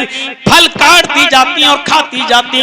ऐन इसी मौके पर कि जब मिस्र की औरतों के हाथों में छुरियां थी और वो फल काट काट के खा रही थी, अजीजे मिस्र की बीवी ने कहा निकल जाओ, आए यूसुफ इन औरतों के सामने से गुजर जाओ। यूसुफ अलैहिस्सलाम जब उन औरतों के सामने से गुजरे, कत्तानाई दिया हुन्ना, उन औरतों ने छुरी बजाए फलों पर चलाने के अपनी उंगलियों पर चला ली। अल्फाज की ज्यादती माना की ज्यादती पर दलालत करती है। अरबी जबान में कता यक्ताओं के माना होते हैं काटना, और जब यही बाबे तफरील में चला जाए कत्ता युकत्तियों के माना होते हैं टुकड़े टुकड़े करना।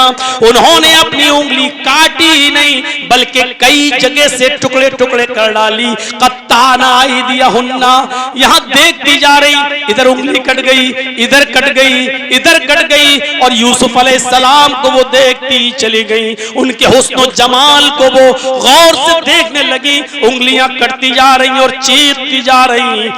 हाशा लिल्लाह मा हाजा बशरा इन हाजा इल्ला मलकुन करीम। हाशा लिल्लाह, हरगिज नहीं, मा हाजा बशरा, अरे ये तो इंसान है ही नहीं, ये तो इंसान दिखाई नहीं देता। हुस्न जमाल और खूबसूरती के इस मुजस्समे को जब मैं देखती हूँ, हुस्न जमाल के इस पैकर को जब मैं देखती हूँ तो कहने पर मजबूर हूँ, इन हाजा इल्ला मलकुन करीम, ये कोई करीम फरिश्ता, मुकर्रम फरिश्ता, मोहतरम फरिश्ता, बुजुर्ग फरिश्ता नजर आ रहा है। अजीज मिस्र की बीवी को कहने का मौका मिल गया, आए मिस्र वालियों कहो, अभी तक तो मैं इस लड़के पर दिल दे रही थी, अब तुम्हारा क्या हाल है? इंसान मानने ही से इनकार कर दिया, फरिश्ता तक कहने लगी हो। फलों को काटने के बजाय अपनी उंगलियां ही काट डाली और तकलीफ का एहसास भी नहीं हो रहा है। अभी तक मैं माइल थी, अब तुम सब इसकी तरफ माइल होने लगी हो। बताओ अब मैं क्या करूं, अपने दिल के हाथों मजबूर हूं। और आज भरे मजमे में मैं ये कहती हूं, आए और तो तुम्हारे सामने मैं कहती हूं, अभी भी मैं इसको अपनी गिरफ्त में लेके रहूंगी। बुरा इरादा जो मैंने किया है उस काम के लिए मैं इसको इस्तेमाल करके रहूंगी। अगर इसने मेरी बात ना मानी तो ये जेल में सड़ेगा, ये जेल में जाएगा। उन तमाम औरतों के सामने बादशाह मिस्र की बीवी ने इस बात का इकरार भी कर लिया। मेरे भाइयों फिर एक मौका आया, अजीज़े मिस्र की बीवी ने यूसुफ से कहा उठो चलो। कहा कहाँ चलो? कहा जहां मैं लेके चल रही हूँ। घर में रहते थे, वहीं खाते थे पीते थे, इसलिए अपनी मालिकन की बात तो मानना ही थी। उठे और अजीज़े मिस्र की बीवी के साथ चल दिए, इस दरवाजे से दाखिल हुए। बादशाह मिस्र की बीवी ने वो दरवाजा बंद कर दिया और आगे बढ़ो। दूसरा दरवाजा खोला और आगे ले गई, दूसरा दरवाजा भी बंद कर दिया, तीसरे दरवाजे में ले गई, यहाँ से भी और आगे बढ़ो, तीसरा दरवाजा बंद कर दिया। कुरान ने गुल्क़तिल बाब नहीं कहा, गुल्क़तिल अबवाब। उसने एक दरवाजा बंद नहीं किया बल्कि बहुत सारे दरवाजों को बंद कर लिया। जमा इस्तेमाल हुआ है, यानी वो कई दरवाजों को पार करने के बाद यूसुफ को जिस रूम में ले गई वही उसका स्पेशल रूम था। और रूम में जाने के बाद वो बिस्तर पर बैठ जाती है और यूसुफ से कहती है तलाक, आए यूसुफ आ जाओ, आओ, परसों से मैं तुम्हारे हुस्न जमाल को देख देख कर मैं परेशान हूँ और तुम्हारे लिए मरी जा रही हूँ। आज तुम्हें इतने अंदर ले आई हूँ, आज मुझे अपने मकसद में कामयाब होना है। यूसुफ आ जाओ मेरे पास, आज कोई नहीं देख रहा है। यूसुफ तुम मेरे करीब आओ, आज मेरी उस आरज़ू को पूरा करो जो मैं बरसों से चाहती थी और तुम्हारे बालिग होने का इंतजार कर रही थी। यूसुफ अलैहिस्सलातु वस्सलाम की ज़बान से जो जुमला निकला वो पहला जुमला यही था, माअज़ल्लाह, मैं अल्लाह की पनाह चाहता हूँ, उसने मुझे अब तक आपके घर में बहुत अच्छी तरीके से रखा है। जालिम लोग कभी कामयाब नहीं होते हैं। अगर मैंने तुम्हारे साथ गलत काम किया तो ये बादशाह मिस्र की का हक मारना हुआ, और हक मारने वाला जालिम होता है, और अल्लाह जालिमों को कभी पसंद नहीं करता और जालिम कभी कामयाब नहीं होते। मैं ये काम नहीं कर सकता। यूसुफ भागे, अजीज़े मिस्र की बीवी ने भागने में कामयाब हो गए, लेकिन दूसरा दरवाजा बंद था, किसी तरीके से दूसरा दरवाजा खोलकर भागने में कामयाब हो गए। तीसरा दरवाजा एक और आया, यूसुफ अलैहिस्सलाम तीसरे दरवाजे को खोलकर भागने में कामयाब हो गए। अब मुझे नहीं मालूम कि ये जमा कसेगा आगे कितने दरवाजों पर आता है। आखिरी दरवाजा आया, उसका हिस्सा पकड़े हुए थे, कुंडल पकड़े हुए थे, उसको खोलकर भागना चाहते थे, लेकिन अजीज़े मिस्र की बीवी ने पीछे से कमीज पकड़ ली। यहाँ ये सूरत हाल है कि यूसुफ अलैहिस्सलाम दरवाजे का ये कुंडल पकड़े हुए हैं और बादशाह मिस्र की बीवी पीछे से उनकी कमीज पकड़े हुए है। उसने कमीज को खींचा, कमीज फटती चली गई और यूसुफ अलैहिस्सलाम उस दरवाजे के कुंडल को पकड़ते हुए पीछे की तरफ आते चले गए। दरवाजा तो खुल गया, लेकिन यूसुफ अलैहिस्सलाम जमीन पर गिर पड़े। जैसे ही दरवाजा खुला, उधर बादशाह मिस्र की बीवी गिरी है, उसी के पास यूसुफ अलैहिस्सलाम गिरे हैं, पीछे से कमीज फटी हुई है, और सामने दरवाजा खुलते ही अजीज़े मिस्र खड़ा है। फौरन खड़ी होती है और कहती है, उस लड़के की, उस शख्स की सजा क्या होनी चाहिए जो आपके अहल पर बुरी नजर डाले, जो आपकी बीवी पर गलत नजर डाले, उल्टा चोर कोतवाल को डांटे। मेरे भाइयों, अजीज़े मिस्र की बीवी ने फौरन इल्जाम लगाना शुरू कर दिया। हजरत यूसुफ ने जिस अंदाज में सफाई दे सकते थे दी, लेकिन वो पहले ही वादा कर चुकी थी, ऐलान कर चुकी थी कि मैं आई यूसुफ, अगर तुमने मेरी ख्वाहिश पूरी नहीं की तो तुम जेल में सड़ोगे। मेरे भाइयों, जरा गौर करो, बादशाह मिस्र की बीवी की तरफ से मिलने वाला ऑफर कितना बड़ा ऑफर था। वो कह रही थी, आओ मेरे पास, और घर की मालिकन हो, और अजीज़े मिस्र बादशाह मिस्र की बीवी हो, दौलत की कमी नहीं, ऐशो आराम की कमी नहीं। अगर यूसुफ अलैहिस्सलाम उसकी बात मान लेते तो किसी चीज की कमी होने देती वो? पांचों उंगलियां यूसुफ की घी में थी। यूसुफ अलैहिस्सलाम के पास दो रास्ते थे, या तो अजीज़े मिस्र की बीवी की बात मानकर अल्लाह की नाफरमानी करें, मासियत का काम कर जाएं, या बादशाह मिस्र की बीवी की बात ना मानकर मुसीबत का रास्ता अख्तियार करें, यानी जेल खाने में चले जाएं। यूसुफ अलैहिस्सलाम के सामने जब ये दोनों रास्ते आए, अल्लाह मैं क्या करूं? इस औरत की बात मान लेता हूं तो तेरी नाफरमानी, और नहीं मानता हूं तो जेल खाना, पता नहीं कितने साल सड़ना पड़े, रहना पड़े। अय अल्लाह, मेरे सामने दो रास्ते हैं, एक मुसीबत का और दूसरा रास्ता मासियत का, मैं कौन सा रास्ता अख्तियार करूं? तो यूसुफ अलैहिस्सलाम ने जो जुमले अदा किए, कुरान उसको रिकॉर्ड करता है। क्या फरमाया? रब्बिस सिजनु अहब्बु इलैया,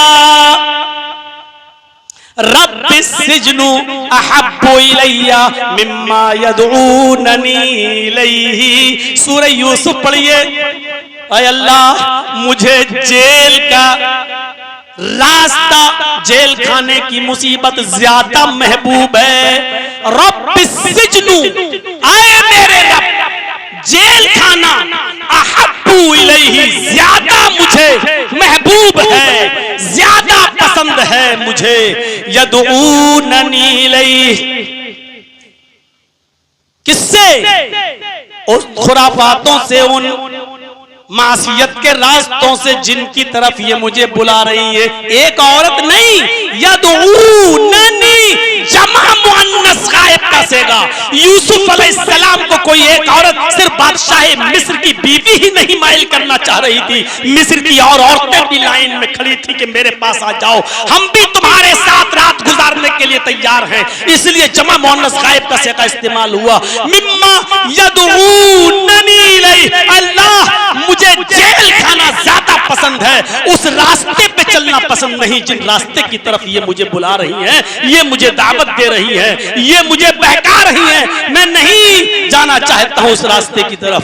व इल्ला तस्रिफ अन्नी कैदहुन्ना, और मेरे परवरदिगार अगर तूने मुझे न फेरा, इनकी चालों से महफूज न रखा, अगर तूने मुझे इनकी चालों से महफूज न रखा, अगर तूने मुझे इनकी चालों से न बचाया, अस्बु इलैहिन्ना, तो मैं भी इनकी चालों में पड़ जाऊंगा, मैं भी बहक जाऊंगा।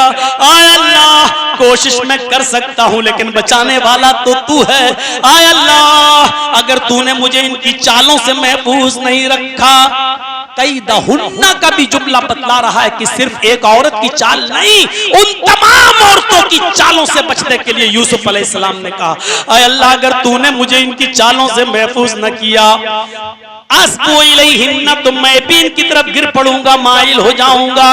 व अकुम मिनल जाहिलीन, और नादानों में, जाहिलों में मेरा शुमार हो जाएगा। पूरा वाकया बताने का मेरा मकसद सिर्फ ये है कि हम ये गौर करें, सिर्फ ये सोचे कि यूसुफ अलैहिस्सलाम के पास दो ऑप्शन थे, एक मुसीबत का, एक मासियत का, लेकिन मोमिन मुसीबत का रास्ता अख्तियार कर लेता है, मासियत का रास्ता नहीं। तकलीफें उठाना गवारा है लेकिन गुनाह करना गवारा नहीं।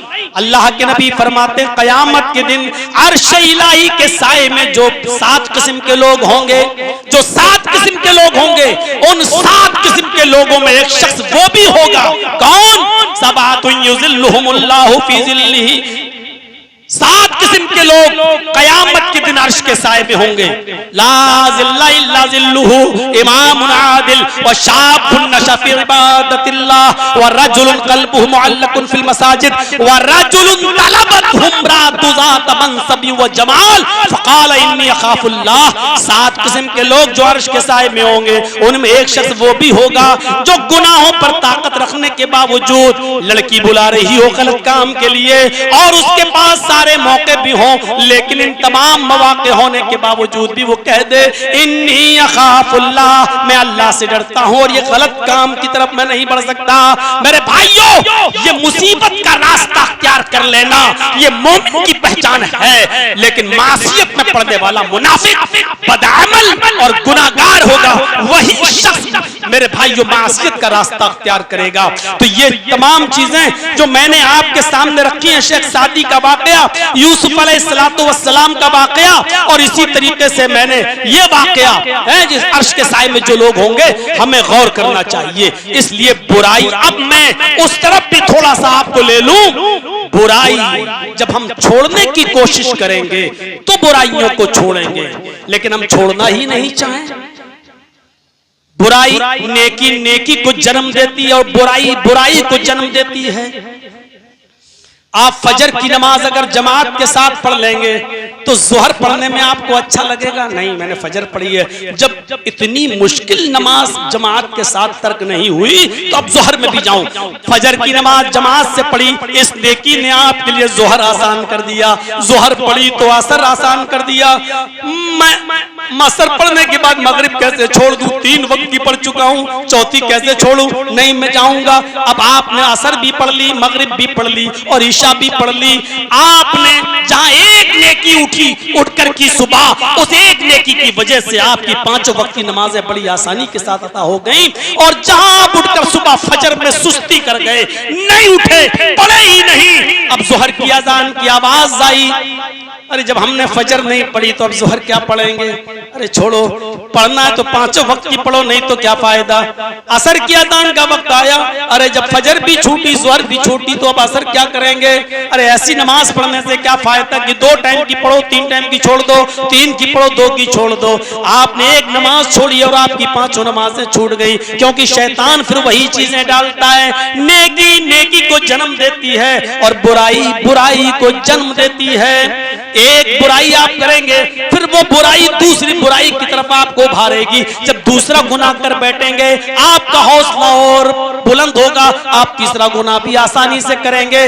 उस आदमी की तरह जो अपनी बेटी के लिए कोई नेक दीनदार लड़के की तलाश में निकला कि मेरी एक ही बेटी है और मैं अपनी बेटी के लिए कोई रिश्ता तलाश करूं, अपनी बेटी के लिए कोई रिश्ता मैं मांगूं और कोई हमें लड़का मिल जाए अच्छा दीनदार, वो निकला, उसको पता चला कि फला फला जगह एक लड़का खाली है और वो मेरी बेटी के लिए बड़ा मुनासिब है, कद तो कामत भी ठीक है, अच्छा कमाता खाता भी है।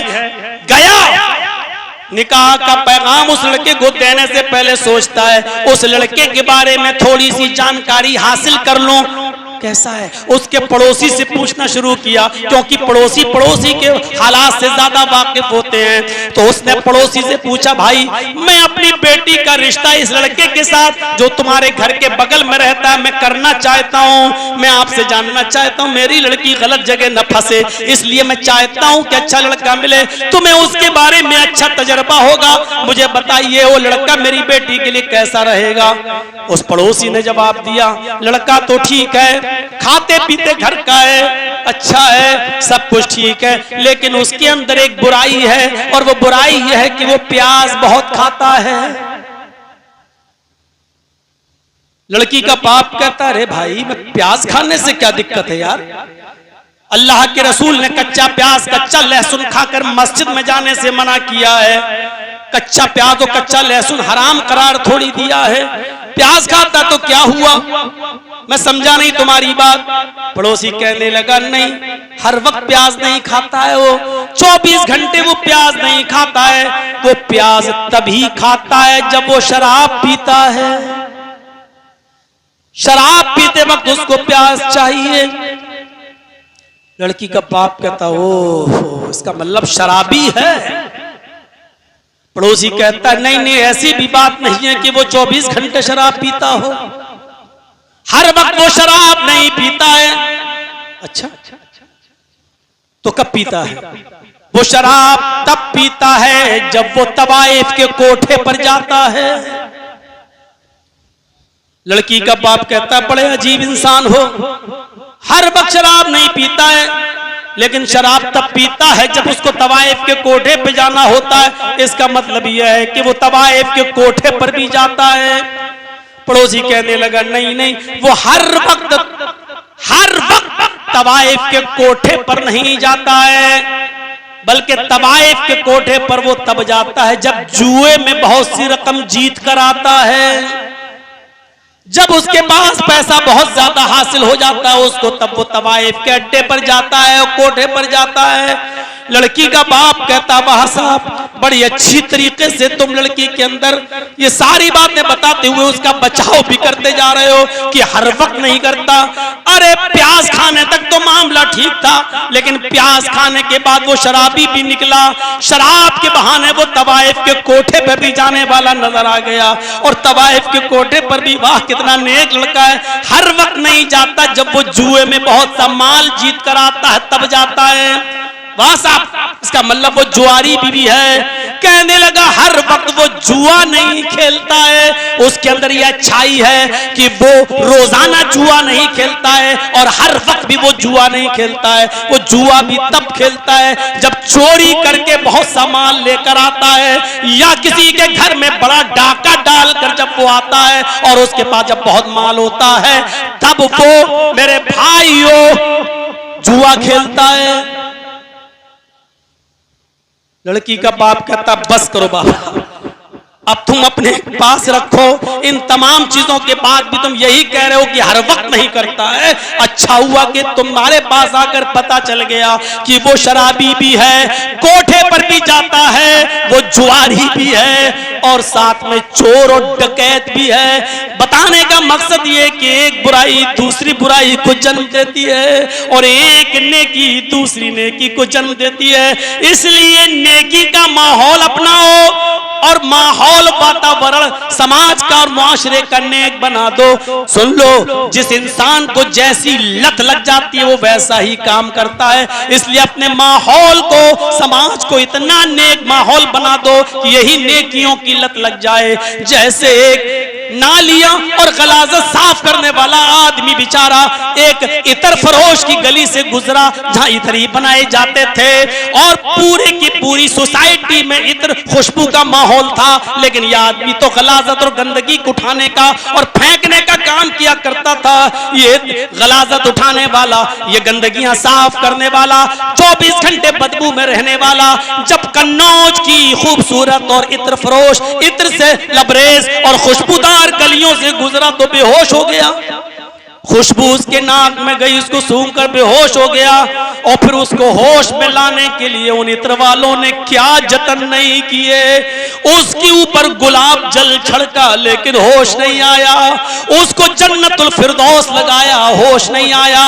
उसकी नाक में मेरे भाइयों ऊद और कस्तूरी डाली गई लेकिन उसको होश नहीं आया, वो बेहोशी पड़ा रहा। तब लोगों ने उसके भाई को बुलाया कि तेरा भाई बेहोश पड़ा हुआ, इधर आए।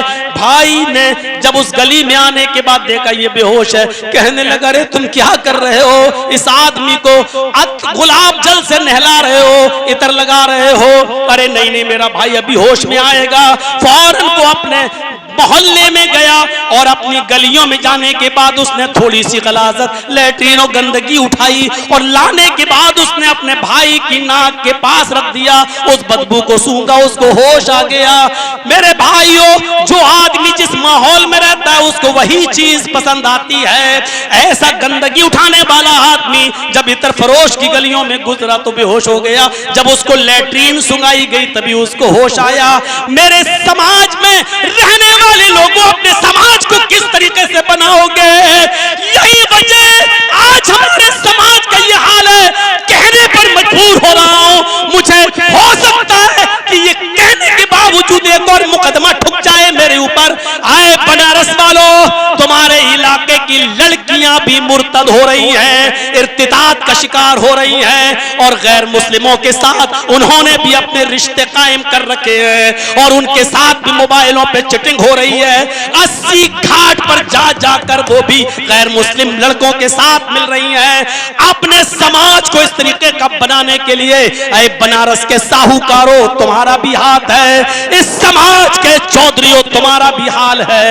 इन कॉलेजेस और यूनिवर्सिटियों में नंगा माहौल और अपनी लड़कियों को बिल्कुल आजादी के साथ आजाद छोड़ देना, अकेले स्कूल भेजना और अकेले कॉलेज से लाना, ये भी उसका एक हिस्सा है। इसलिए अब रोइए मत। जो माहौल आपने अपनी बेटियों को दिया है उस माहौल का असर है। जब गलाजत का माहौल मिलेगा तो खुशबू कहां से आएगी? मेरे भाइयों, इस दौर से हमारी बहनों को और बेटियों को गुजरना पड़ेगा और आए उन बेटियों के माँ बाप को मैं रोना पड़ेगा, लेकिन रोकर भी कोई फायदा नहीं है क्योंकि दूसरी तंजीमें उनको हाथों हाथ लेने के लिए तैयार हैं। बल्कि ऐसा करने वाले गैर मुस्लिम लड़के को 2.5 लाख 5 लाख का चेक देने के लिए तैयार हैं, उनको घर भी देने के लिए तैयार हैं। आप कुछ नहीं कर सकते हो। आपके घर की बेटी गैर मुस्लिम के साथ भागेगी, जाएगी, निकाह करेगी। एक तो बच्चों का मां बनने के बाद उसको वहां से धुतकारा जाएगा। अरे जो कौम आज तक अपने ही दलित समाज को मकाम मर्तबा न दे सकी हो, अपनी बिरादरी के लोगों को मकाम मर्तबा न दे सकी हो, उसको मंदिर में बड़े बड़े लोगों के साथ पूजा करने की इजाजत न दे सकी हो, मेरे भाइयों को कौम तुम्हारी बेटियों को कैसे अपनाएगी? 2 बच्चों की मां बनाकर उसको भगा दिया जाएगा, निकाल दिया जाएगा। इधर आप भी अपनी बेटी के लिए दरवाजे बंद कर चुके होंगे क्योंकि भाग गई, हमसे गई, जग से गई। हमने उसके लिए अपने घर के दरवाजे बंद कर लिए। मैं उसके लिए मर गया, वो मेरे लिए मर गई। अब आपकी बेटी उधर की भी नहीं रहेगी, इसलिए कि वो अपने समाज को जगह नहीं दे सके तो तुम्हारी बेटियों को क्या जगह देंगे। अब उस बेटी के लिए दो ही रास्ते हैं, या तो जहर खा के मर जाए, आत्महत्या कर ले, या किसी तवाइफ के चकले और कोठे पे जाकर अपना जिस्म फरोश बन जाए और अपना जिस्म को बेचने लगे। मेरी बहनों और मेरी कौम की बेटियों, इस साजिशों को कब समझोगी? अभी जवानी के जज्बे और जोश में तुम्हें यह नजर नहीं आ रहा है, लेकिन एक दिन तुम्हें नजर आएगा, पछताओगी। और उस वक्त मौलाना जर्जीस के जुमले कभी यूट्यूब पर सुनते सुनते तुम्हारे कानों में भी गुजर जाएंगे और चीख उठोगी, काश उस वक्त मैंने समझदारी से काम लिया होता तो कितना अच्छा होता। ऐसी कितनी लड़कियों की दास्तानें मैं जानता हूं मेरे भाइयों, जो अब न घर की रही, न घाट की, न वो अपने माँ बाप के घर की रही, न उनके घर की। ऐसी कितनी लड़कियां हैं मेरे भाइयों जो तवाइफों के चकलों पर और अड्डों पर बैठकर अपनी जिस्म फरोशी के धंधे में उतर गई हैं, इसलिए कि उनके पास खुदकुशी और धंधे में उतरने के अलावा कोई रास्ता नहीं है। कौन जिम्मेदार है? माहौल को कौन सही बनाएगा? मेरे भाइयों, इन तमाम गुनाहों में पड़ने के बाद अब सुनो, अल्लाह तबारक व तआला ने अगर कोई बीमारी पैदा की है तो उसका इलाज भी उतारा है। अगर हमें बुखार आता है, यकीनन ये बीमारी अल्लाह ने पैदा की है, तो इस बुखार का इलाज पैरासीटामोल और डोलो की शक्ल में मौजूद है। दुनिया में कोई बीमारी ऐसी है ही नहीं जो पैदा तो हुई हो लेकिन उसका इलाज ना आया। खुद अल्लाह के नबी फरमाते हैं, अल्लाह ने मौत के अलावा हर बीमारी का इलाज उतारा है। इसका मतलब यह है कि कैंसर का भी इलाज है। बीमारी है कैंसर तो उसका इलाज भी है। यह अलग बात है कि हमारी महदूद अकल और हमारी महदूद तालीम अभी उसकी खोज न कर सकी हो, और कल अल्लाह का दिया हुआ अता करदा इल्म हमें कैंसर की बीमारी का इलाज भी ढूंढवा दे और तलाश करवा दे। अभी नहीं तो कल मिलेगा, क्योंकि बीमारी है तो उसका इलाज भी है। अल्लाह ताला ने हमें और आपको इस दुनिया में उतारा है। अगर नेकियों की सलाहियत दी है तो गुनाहों की सलाहियत भी दी है, और गुनाह अगर उसने उतारे हैं तो उन गुनाहों का तिर्याक और इलाज भी उतारा है। ऐसा हो ही नहीं सकता कि अल्लाह ने इंसान को गुनाह करने की ताकत तो दी हो लेकिन गुनाह के बाद उसका इलाज न बताया हो, बीमार तो किया हो लेकिन बीमारी का इलाज ना हो, ऐसा है ही नहीं। और उसका इलाज क्या है? अल्लाह तबारक व तआला फरमाता है, या अय्युहल्लज़ीना आमनू तूबू इलल्लाहि तौबतन नसूहा असा रब्बुकुम अन युकफ्फिरा अन्कुम सय्यातिकुम व युदखिलकुम जन्नातिन तजरी मिन तहतिहल अनहार। आए मेरे बंदो, आए ईमानो वालो, आए मुसलमानों, तूबू इलल्लाहि तौबतन नसूहा, अल्लाह से खालिस और सच्ची तौबा करो। तौबा तो गुनाहों से ही की जाती है ना, जब गुनाह नहीं तो तौबा कैसी? तौबा करो, गुनाह उतारा है तो उसका इलाज भी बताया है, लेकिन तौबा के साथ साथ तौबतन नसूहा कहा है। पानी नहीं हो रहा, तौबतन नसूहा भी कहा है।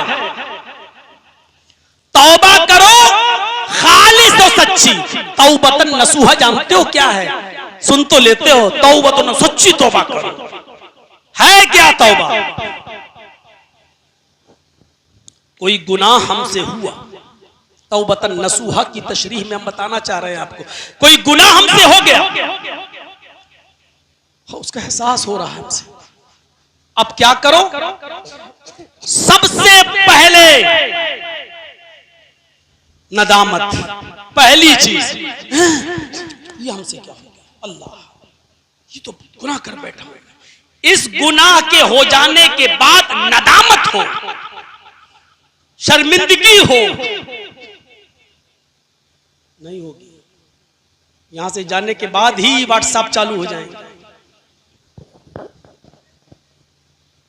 यहां से जाने के बाद ही गुफ्तगू होगी, और यहां पर भी जो लोग लगे होंगे वो इशारे करके, देखा रे मौलाना ने क्या कहा, ये सब कुछ चलेगा।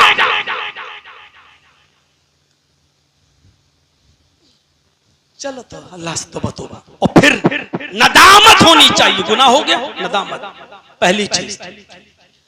दूसरी चीज, जैसे ही वो गुनाह हुआ उस गुनाह को तर्क कर दिया जाए। नहीं, तौबतन नसूहा में ये चीज शामिल है। पहली चीज, गुनाह हो जाने के बाद हमें नदामत हो, शर्मिंदगी हो उस गुनाह पर, पहली चीज।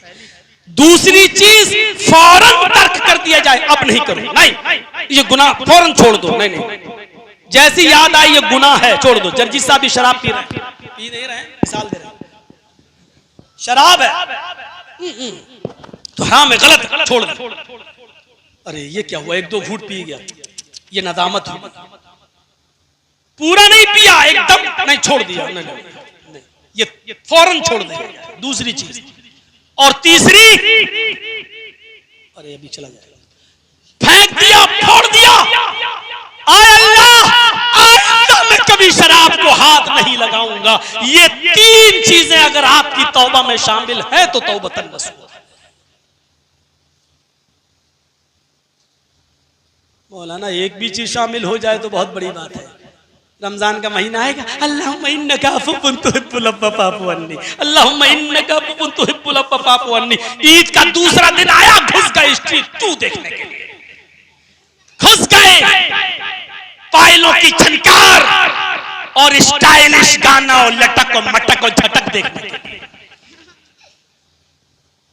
कहां है नदामत, कहां है तर्के गुनाह, और कहां है हमेशा के लिए उस गुनाह को न करने का आज़्म। कैसी तौबा, क्या करने गए थे रमजान के महीने में, क्यों रातें जागी तुमने और अपनी आंखें फोड़ी। ऐसे ही लोगों के बारे में तो कहा था अल्लाह के रसूल ने, वो कम मिन काइमिन लैसा लहू मिन क़ियामिही इल्ला सहर, कितने ही तहज्जुद गुजार और रातों को जागने वाले, पूरी पूरी रात जागने वाले और क़याम करने वाले ऐसा हैं जिनको एक रत्ती सवाब नहीं मिलता, आंखें फोड़ने के सिवा उनको कुछ नहीं मिलता। गुनाह तो होंगे, गुनाह का इनकार नहीं कर रहा हूं मैं,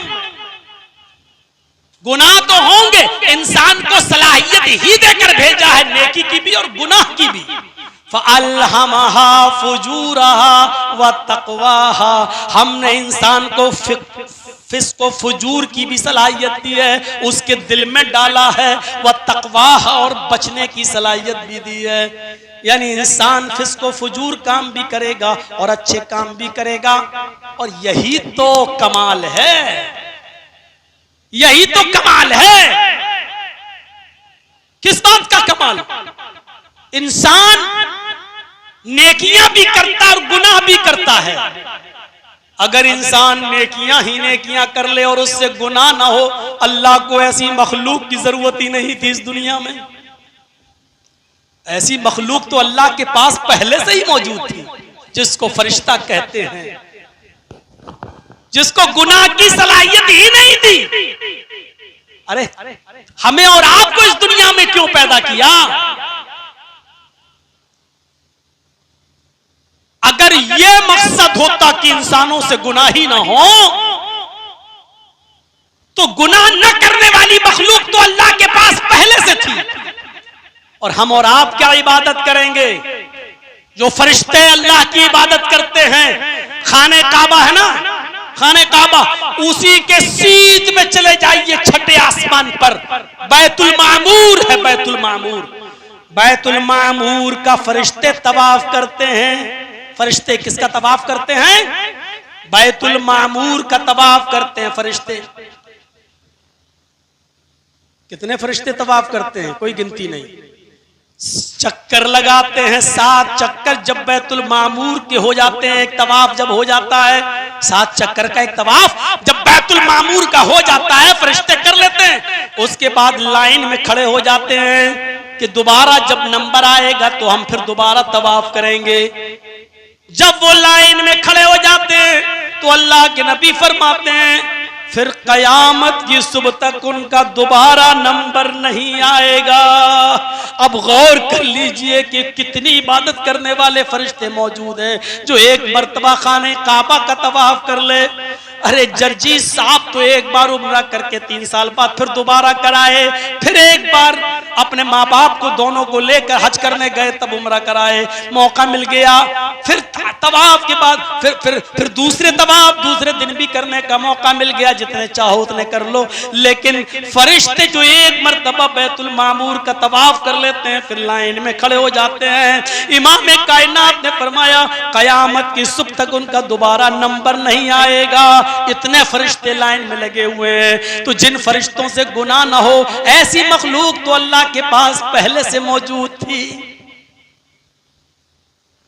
इंसान ऐसी मखलूक की कोई इस दुनिया में पैदा किया जो मेरे बंदे गुनाह भी करें और गुनाह करने के बाद फिर वो मेरी वहदानियत का इकरार करके सबसे बड़ा मुझको जानकर मेरे सामने रुजू भी हो और दुआ पढ़े और कहें अस्तगफिरुल्लाह मिन कुल्ल अस्तगफिरुल्लाह रब्बी मिन कुल्ल ज़ंबिन व अतूबु इलैहि अस्तगफिरुल्लाह रब्बी, मैं मग़फ़िरत तलब करता हूँ उस रब से, जो उस अल्लाह से जो मेरा रब है, मिन कुल्ले ज़ंबिन, हर गुनाह से। ऐ अल्लाह मुझे पता नहीं मैंने कौन सा गुनाह किया और नहीं किया, मुझे बहुत से गुनाह याद हैं और बहुत से गुनाह याद भी नहीं है, कुछ अनजाने में हुए कुछ जान बूझ कर हुए। ऐ अल्लाह मैं हर गुनाह से तेरी मग़फ़िरत चाहता हूँ, व अतूबु इलैहि, और तेरी तरफ ही मैं रुजू कर रहा हूँ, तेरी तरफ भी मैं पलट कर जा रहा हूँ। ये इस्तिग़फ़ार वो चीज है जिसका हुक्म अल्लाह ताला ने नबी को भी दिया, वो नबी जो मासूम अनिल खता है, जिससे कोई गुनाह नहीं, मासूम अनिल खता जिनको बनाकर भेजा है। लेकिन अल्लाह ने नबी से भी कहा वक़ुल रब्बिग़फ़िर वरहम व अंत खैरुर राहिमीन। आए नबी कह दो रब्बिग़फ़िर, आए मेरे रब मग़फ़िरत फरमा दे, वरहम रहम फरमा, व अंत खैरुर राहिमीन, तू सबसे बेहतर रहम करने वाला है, तू सबसे अच्छा रहम करने वाला है। यही मग़फ़िरत की दुआ हज़रत अबू बकर सिद्दीक़ भी इस तरह किया करते थे। अल्लाहुम्मा इन्नी ज़लमतु नफ़्सी ज़ुल्मन कसीरा वला यग़फ़िरुज़्ज़ुनूबा इल्ला अंत फ़ग़फ़िर ली मग़फ़िरतम मिन इंदिक वरहम इन्नका अंतल गफूरुर रहीम। आए मेरे अल्लाह, अल्लाहुम्मा इन्नी ज़लमतु नफ़्सी ज़ुल्मन कसीरा, मैंने अपने नफ्स के ऊपर बहुत ही ज्यादा जुल्म और बहुत ही ज्यादा गुनाह किए हैं। वला यग़फ़िरुज़्ज़ुनूबा इल्ला अंत, और तेरे अलावा इन गुनाहों को कोई नहीं बख्श सकता है। फ़ग़फ़िर ली मग़फ़िरतम मिन इंदिक, ऐ अल्लाह मुझे अपने पास से और अपने रहमो करम से बख्श दे। मेरी इबादतें इस लायक नहीं जो मुझे बख्शवा सकें, मेरे नेकियां इस लायक नहीं जो मुझे जन्नत में ले जा सकें। फ़ग़फ़िर ली मग़फ़िरतम मिन इंदिक, तो अपने रहमो करम से मुझे बख्श दे, अपने रहमो करम से मुझे माफ़ फरमा दे, मेरी मग़फ़िरत फरमा। इन्नका अंतल गफूरुर रहीम, तू बहुत ही ज्यादा मग़फ़िरत बख्शिश करने वाला, बख्शने वाला और रहम करने वाला है। ये हजरत अबू बकर सिद्दीक़ भी दुआ मांगा करते थे। नबी अकरम जनाब मुहम्मदुर रसूलुल्लाह सल्लल्लाहु अलैहि वसल्लम अपनी मिसाल पेश करके लोगों से कहते हैं वस्तगफिरू रब्बकुम व इन्नी लअस्तगफिरुल्लाह फिल यौमि मियता मर्रा। आए लोगों अपने रब से मग़फ़िरत तलब करो, आए लोगों अपने रब से मग़फ़िरत मांगो, आए लोगों अपने रब से बख्शिश तलब करो। खुद मेरा ये हाल है, व इन्नी लअस्तगफिरुल्लाह फिल यौम मियता मर्रा, मेरा खुद ये हाल है कि मैं एक दिन में 24 घंटे में 100 से ज्यादा मर्तबा अल्लाह से मग़फ़िरत तलब करता हूं, इस्तिग़फ़ार करता हूं। गौर कीजिए मेरे प्यारे साथियों, गुनाह तो होंगे, ऐसा हो ही नहीं सकता कि अल्लाह ने इंसान को जब गुनाह की सलाहियत देकर भेजा है तो गुनाह ही ना हो इंसान से। और एक बात कह दूं, थोड़ी सी अजीब सी लगेगी, अल्लाह की मशीयत भी ये नहीं है कि इंसान गुनाह ना करे।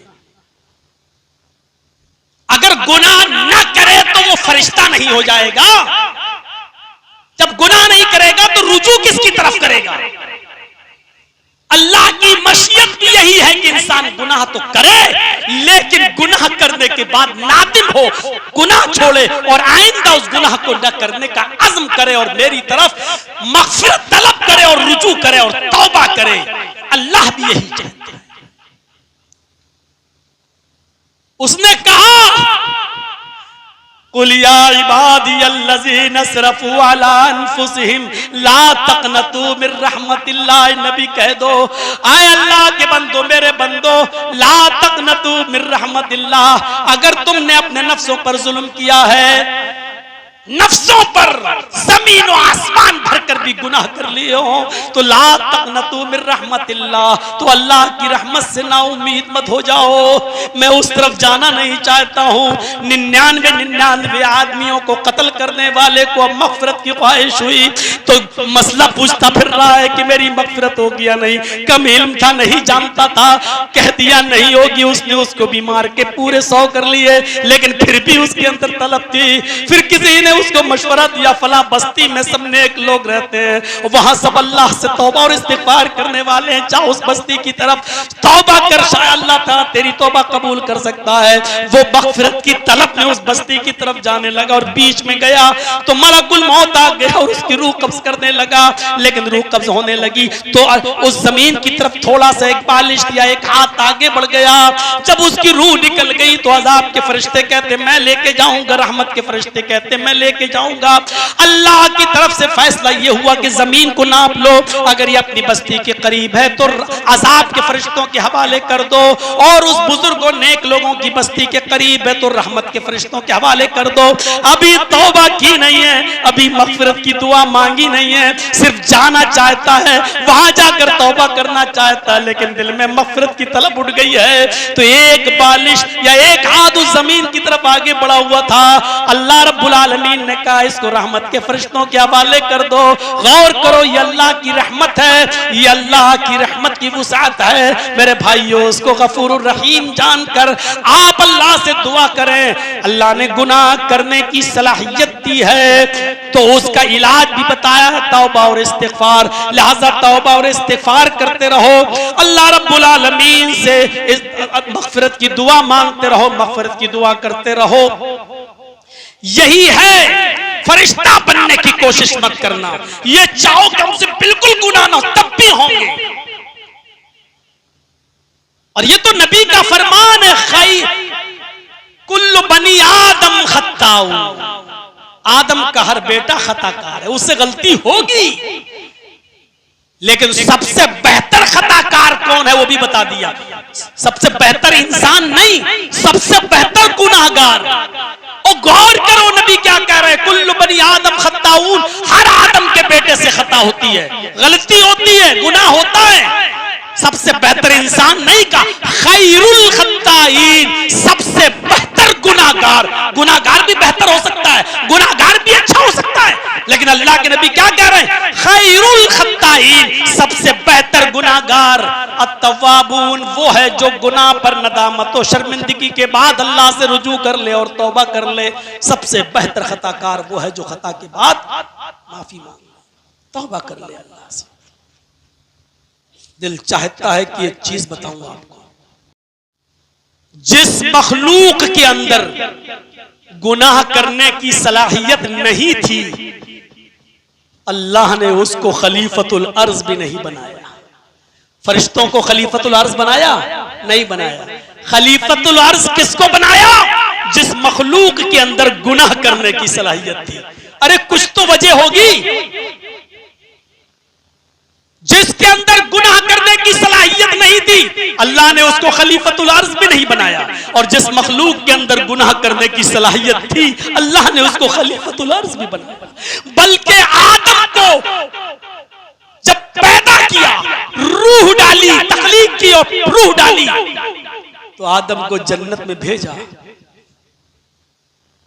और जन्नत में भेजने के बाद एक हुक्म भी दे दिया, कुलू वशरबू, खाओ पियो जो चाहो, मर्जी है तुम्हारी पूरी जन्नत में। लेकिन एक ऑर्डर भी दे दिया, फला तक़रब हाज़िहि शजरा, इस दरख्त के करीब मत जाना। आदम अलैहिस्सलाम उस दरख्त के करीब गए। अल्लाह की मर्जी के खिलाफ तो एक पत्ता भी नहीं हिल सकता।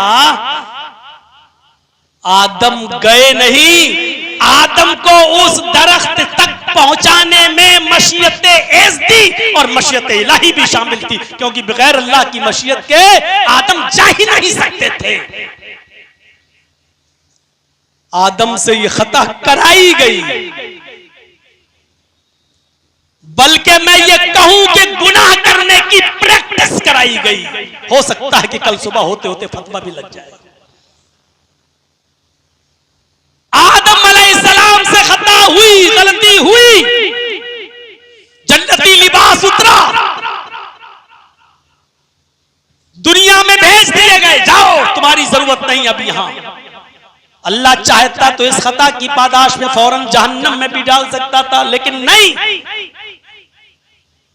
अगर मशीयत इलाही ने, यह अलग बात है, शैतान को जरिया बनाया, अब दुनिया में भेजा, तो अब अल्लाह ताला ने उसका इलाज भी बताया और आदम अलैहिस्सलातु वस्सलाम की जबान से ये दुआ भी निकलवाई, रब्बना ज़लमना अनफुसना व इल्लम तगफिर लना व तरहमना लनकूनन्ना मिनल खासिरीन। और यही अल्लाह चाहता था कि मेरा बंदा अगर खता करे तो मेरी तरफ फिर रुजू करे और मेरी तरफ आए।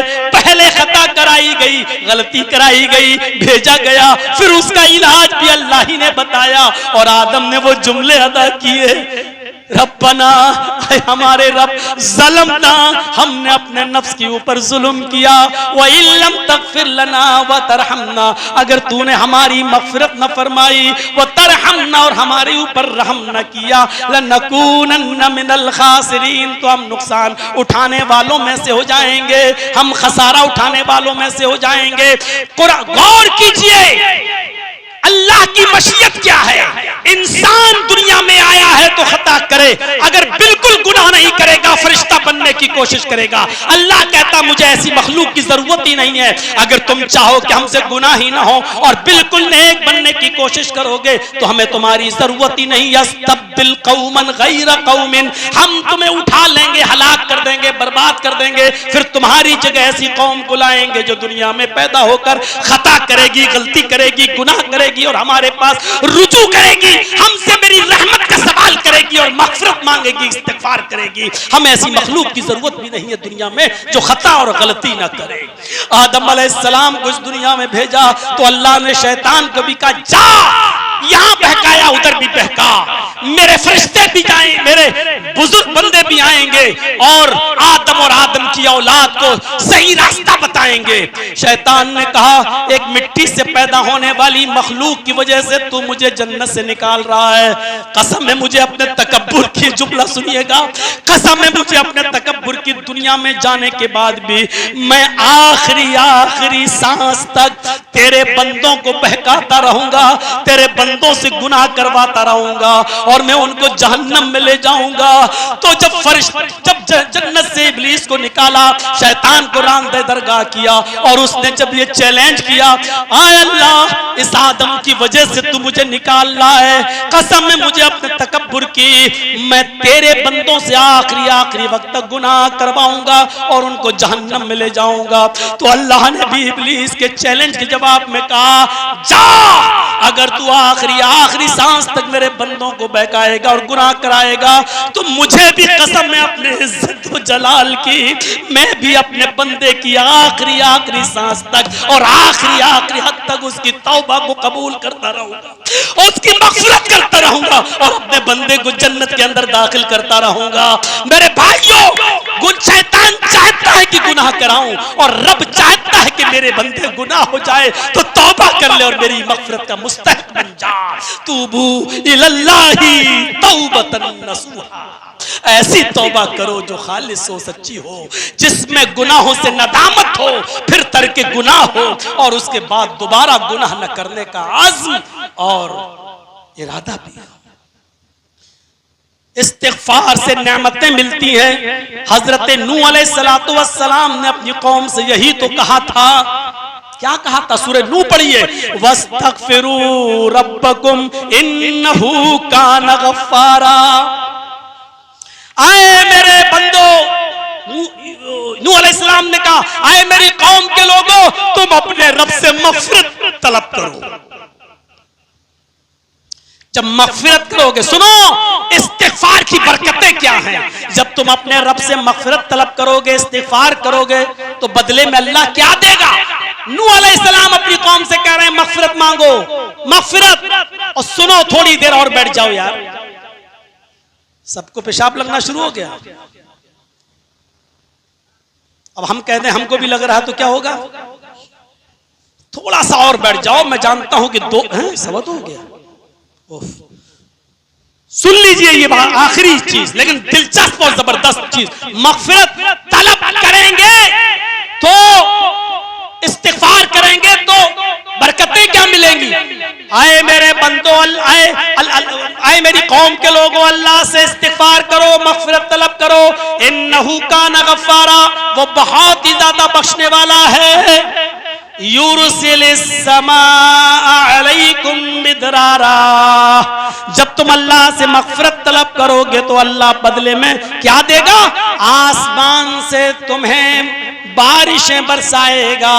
युरसिलिस समाअ अलैकुम मिदरारा, तुम्हारी ऊपर रब की रहमतों वाली मूसलाधार बारिशें होंगी। युरसिलिस समाअ अलैकुम मिदरारा, अल्लाह बरकत देगा और तुम्हारे लिए आसमानों के दरवाजे खोल देगा। और फिर फरमाया तुम्हें औलादें भी देगा, तुम्हें औलादें भी देगा। व युमदिदकुम बि अमवाल व बनीन, तुम्हें वो माल से नवाजेगा और तुम्हें औलादें भी देगा, माल भी देगा, औलादें भी देगा। और फिर फरमाया यजअल लकुम जन्नातिन व यजअल लकुम अनहारा, अल्लाह रब्बुल आलमीन तुम्हें बागात भी देगा और नहरें भी जारी करेगा। जरा गौर कीजिए, ये सारी नेमतें बताई हैं, ये इस्तिग़फ़ार की बरकत है। हजरत उमर फारूक रज़ियल्लाहु ताला अन्हु के जमाने में जब कहत पड़ गया, हाफिज इब्न कसीर ने लिखा है, जब कहत पड़ गया तो लोगों ने कहा बारिश नहीं हो रही है, कहत पड़ गया है, चलिए जरा दुआ मांगते हैं। हजरत उमर फारूक रज़ियल्लाहु ताला अन्हु नमाज इस्तिस्का के लिए गए, बारिश की दुआएं करने के लिए गए, कहत साली खत्म करने के लिए निकले, अपने साथियों के साथ मैदान में गए, नमाज पढ़ाई, लेकिन बारिश की तलबी की कोई भी दुआ नहीं की, कोई भी दुआ नहीं की, बस नमाज पढ़ाई, हाथों को बुलंद करके कहा अस्तगफिरुल्लाह, आय अल्लाह मैं मग़फ़िरत तलब करता हूँ। और तमाम लोगों ने कहा अस्तगफिरुल्लाह, मैं मग़फ़िरत तलब करता हूँ। सिर्फ इस्तिग़फ़ार किया, मग़फ़िरत तलब की और चले आए। जब अपने दरबारे खिलाफत में आए, तमाम लोगों ने कहा अमीरुल मोमिनीन, हम तो आपको लेकर गए थे कि कहत पड़ गया है, बारिश नहीं हो रही है, सूखा पड़ गया है,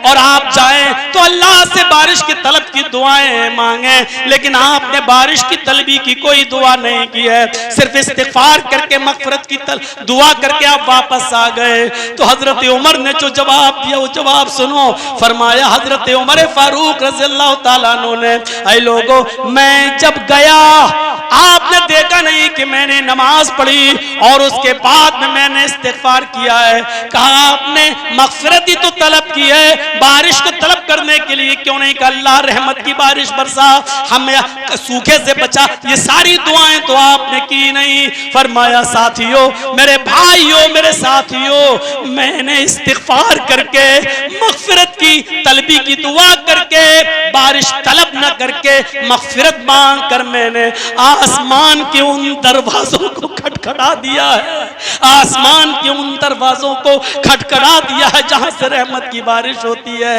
अल्लाह रहमत की बारिश जरूर बरसाएगा, इसलिए कि मैंने उन दरवाजों को आसमान के खटखटा दिया जिनसे बारिश का नुज़ूल होता है। क्या तुमने कुरान नहीं पढ़ा?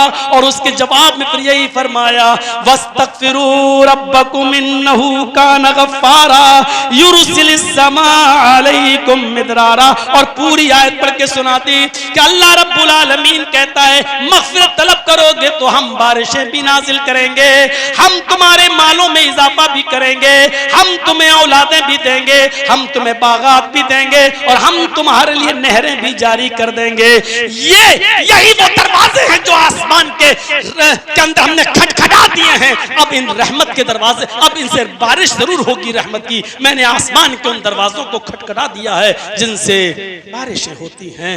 तो मगफिरत की दुआ मांगो, रहमत की दरवाजे खुलेंगे। इसलिए गुनाह तो होंगे लेकिन मगफिरत की दुआ भी मांगनी चाहिए। हाल फिलहाल साल 2 साल की तकरीरों में ये सबसे लंबा खिताब है।